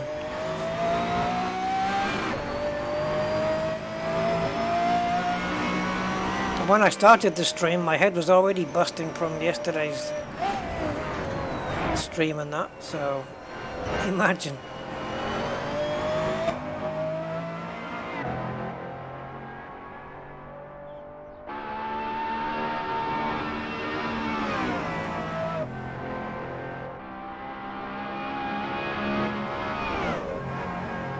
Wow, what a car this is. Look at the way it dances on the track there.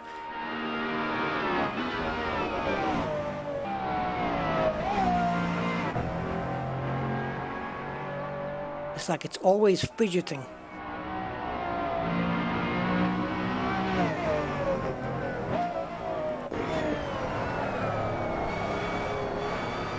Okay, about to nip into the carousel.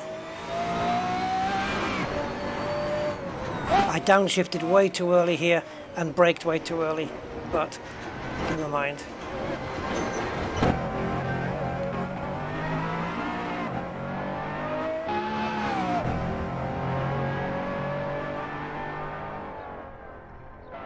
Only one jump to get to Colonia. Nice.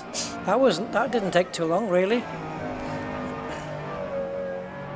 There's a nice nebula nearby, Bramley, you might want to check out. Well, in fact, I think you're in it. It's very close anyway.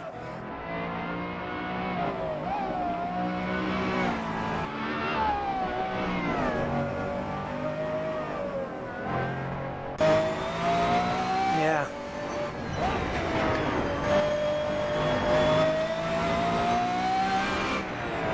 Windscreen's a little bit dirty now.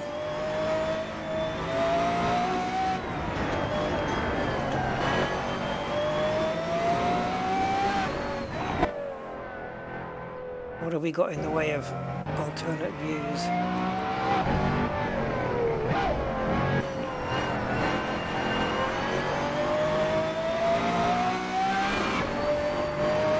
Oh, nearly lost it there.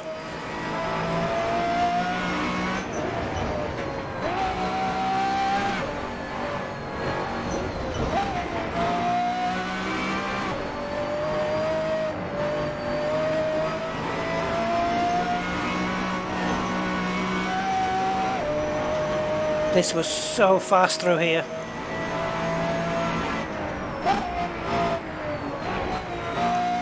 Passenger.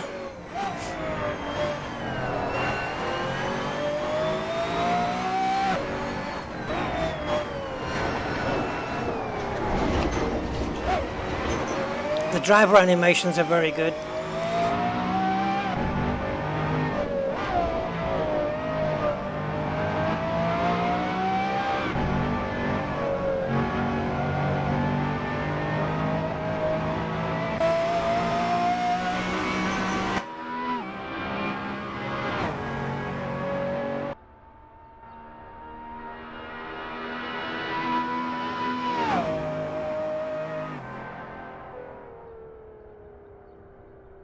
Be nice to try it in a Bugatti Chiron Supersport, wouldn't it? That'd be an interesting run. Great in a straight line. On the corners. Yes, you can play Assetto Corsa and Assetto Corsa Competitzione and R Factor 2. Everything I've had on the stream today is VR compatible. Also, Automobilista 2 is also VR compatible.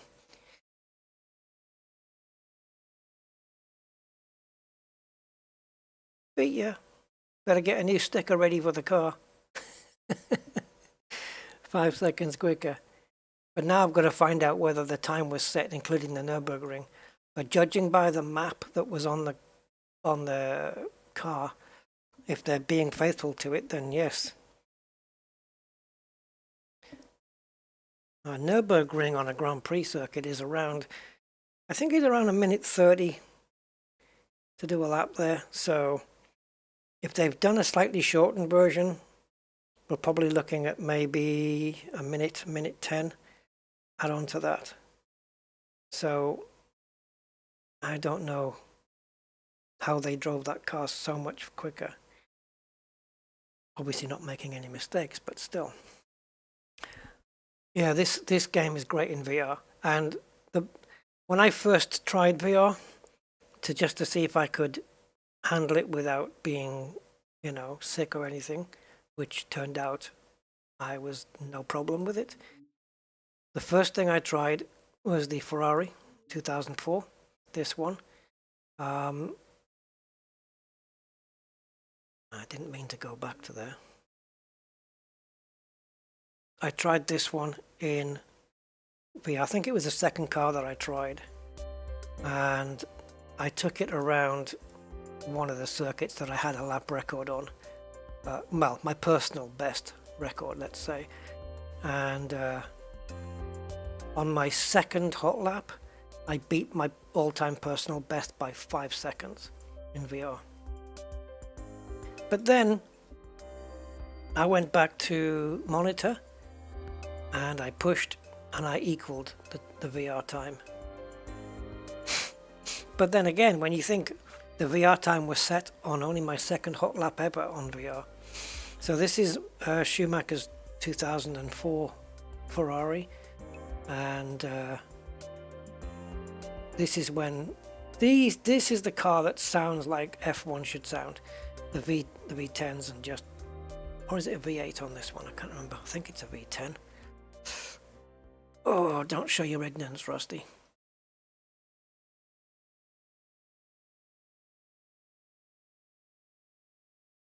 See, like torque, weight, blanked, because Formula One won't give you those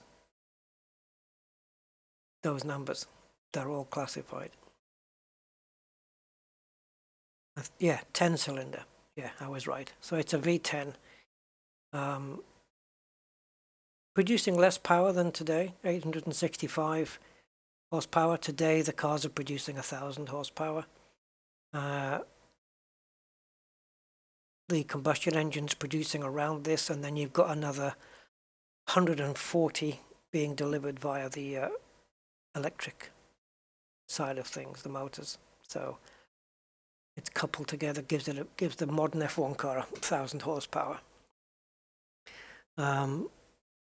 But this thing sounded like a Formula One car should sound.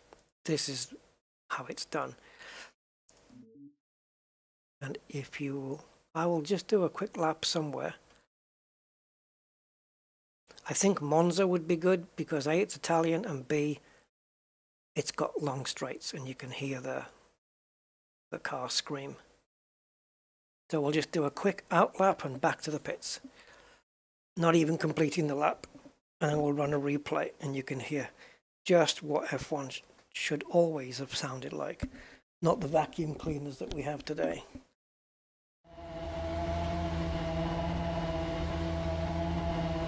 But progress, environment, and all that stuff. Now, what I was saying about VR, this was the second car I tried in VR, and I was blown away. Because when you step out of your seat, my actual racing gaming seat here, and I move to the side of the room, and I look at the car, it's life size. It's the actual proper size of the real car. And wow, this is incredible in VR. And you can look around, you can look into the corners, so you can spot your apexes and your braking points better. It's just something else.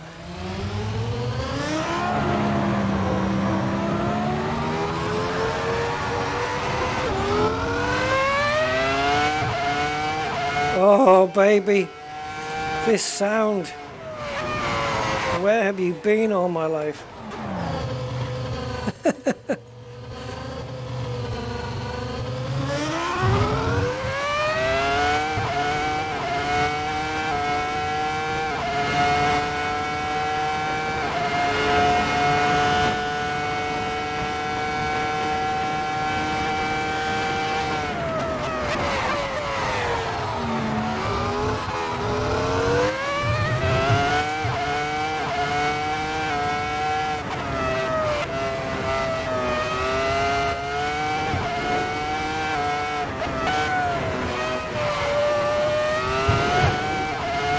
Tires and brakes are still a little bit cold, but it's okay.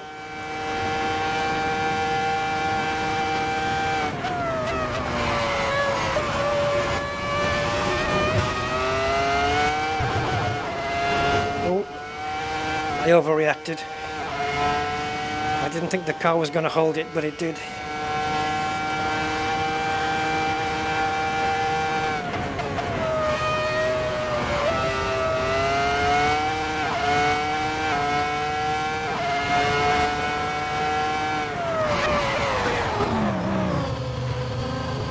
Now that's what a Formula One car should sound like.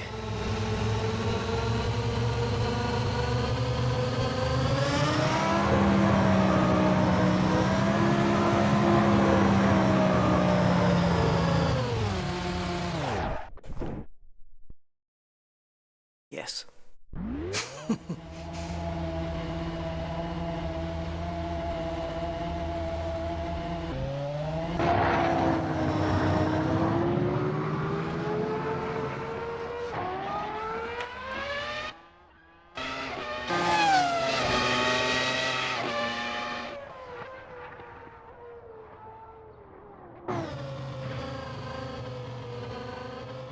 Come on, Michael. Step on it, boy.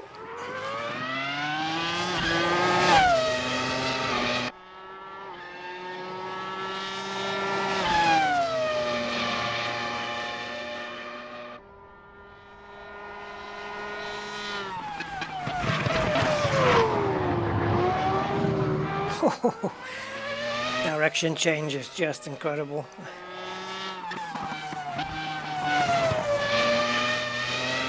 Yeah, little twitch there.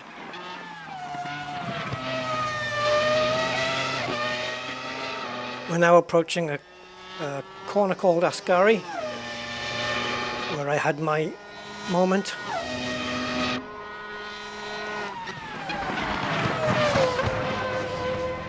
Just here.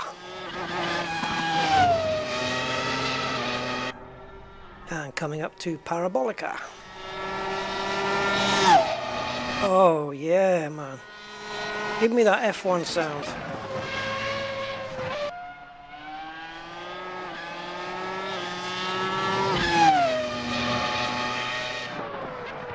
It just sounded like violence back then, you know?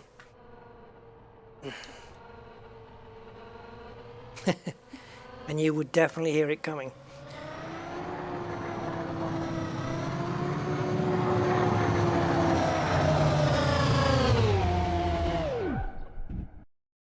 Right, that's gonna do it.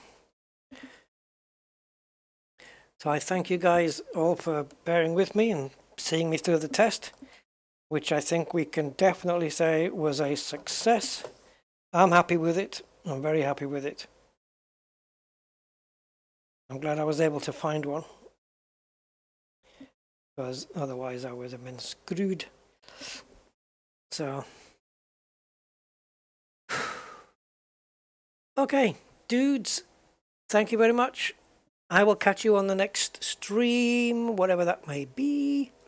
And until then, have a great rest of the day, and thanks for the company. Take care. Broom, broom.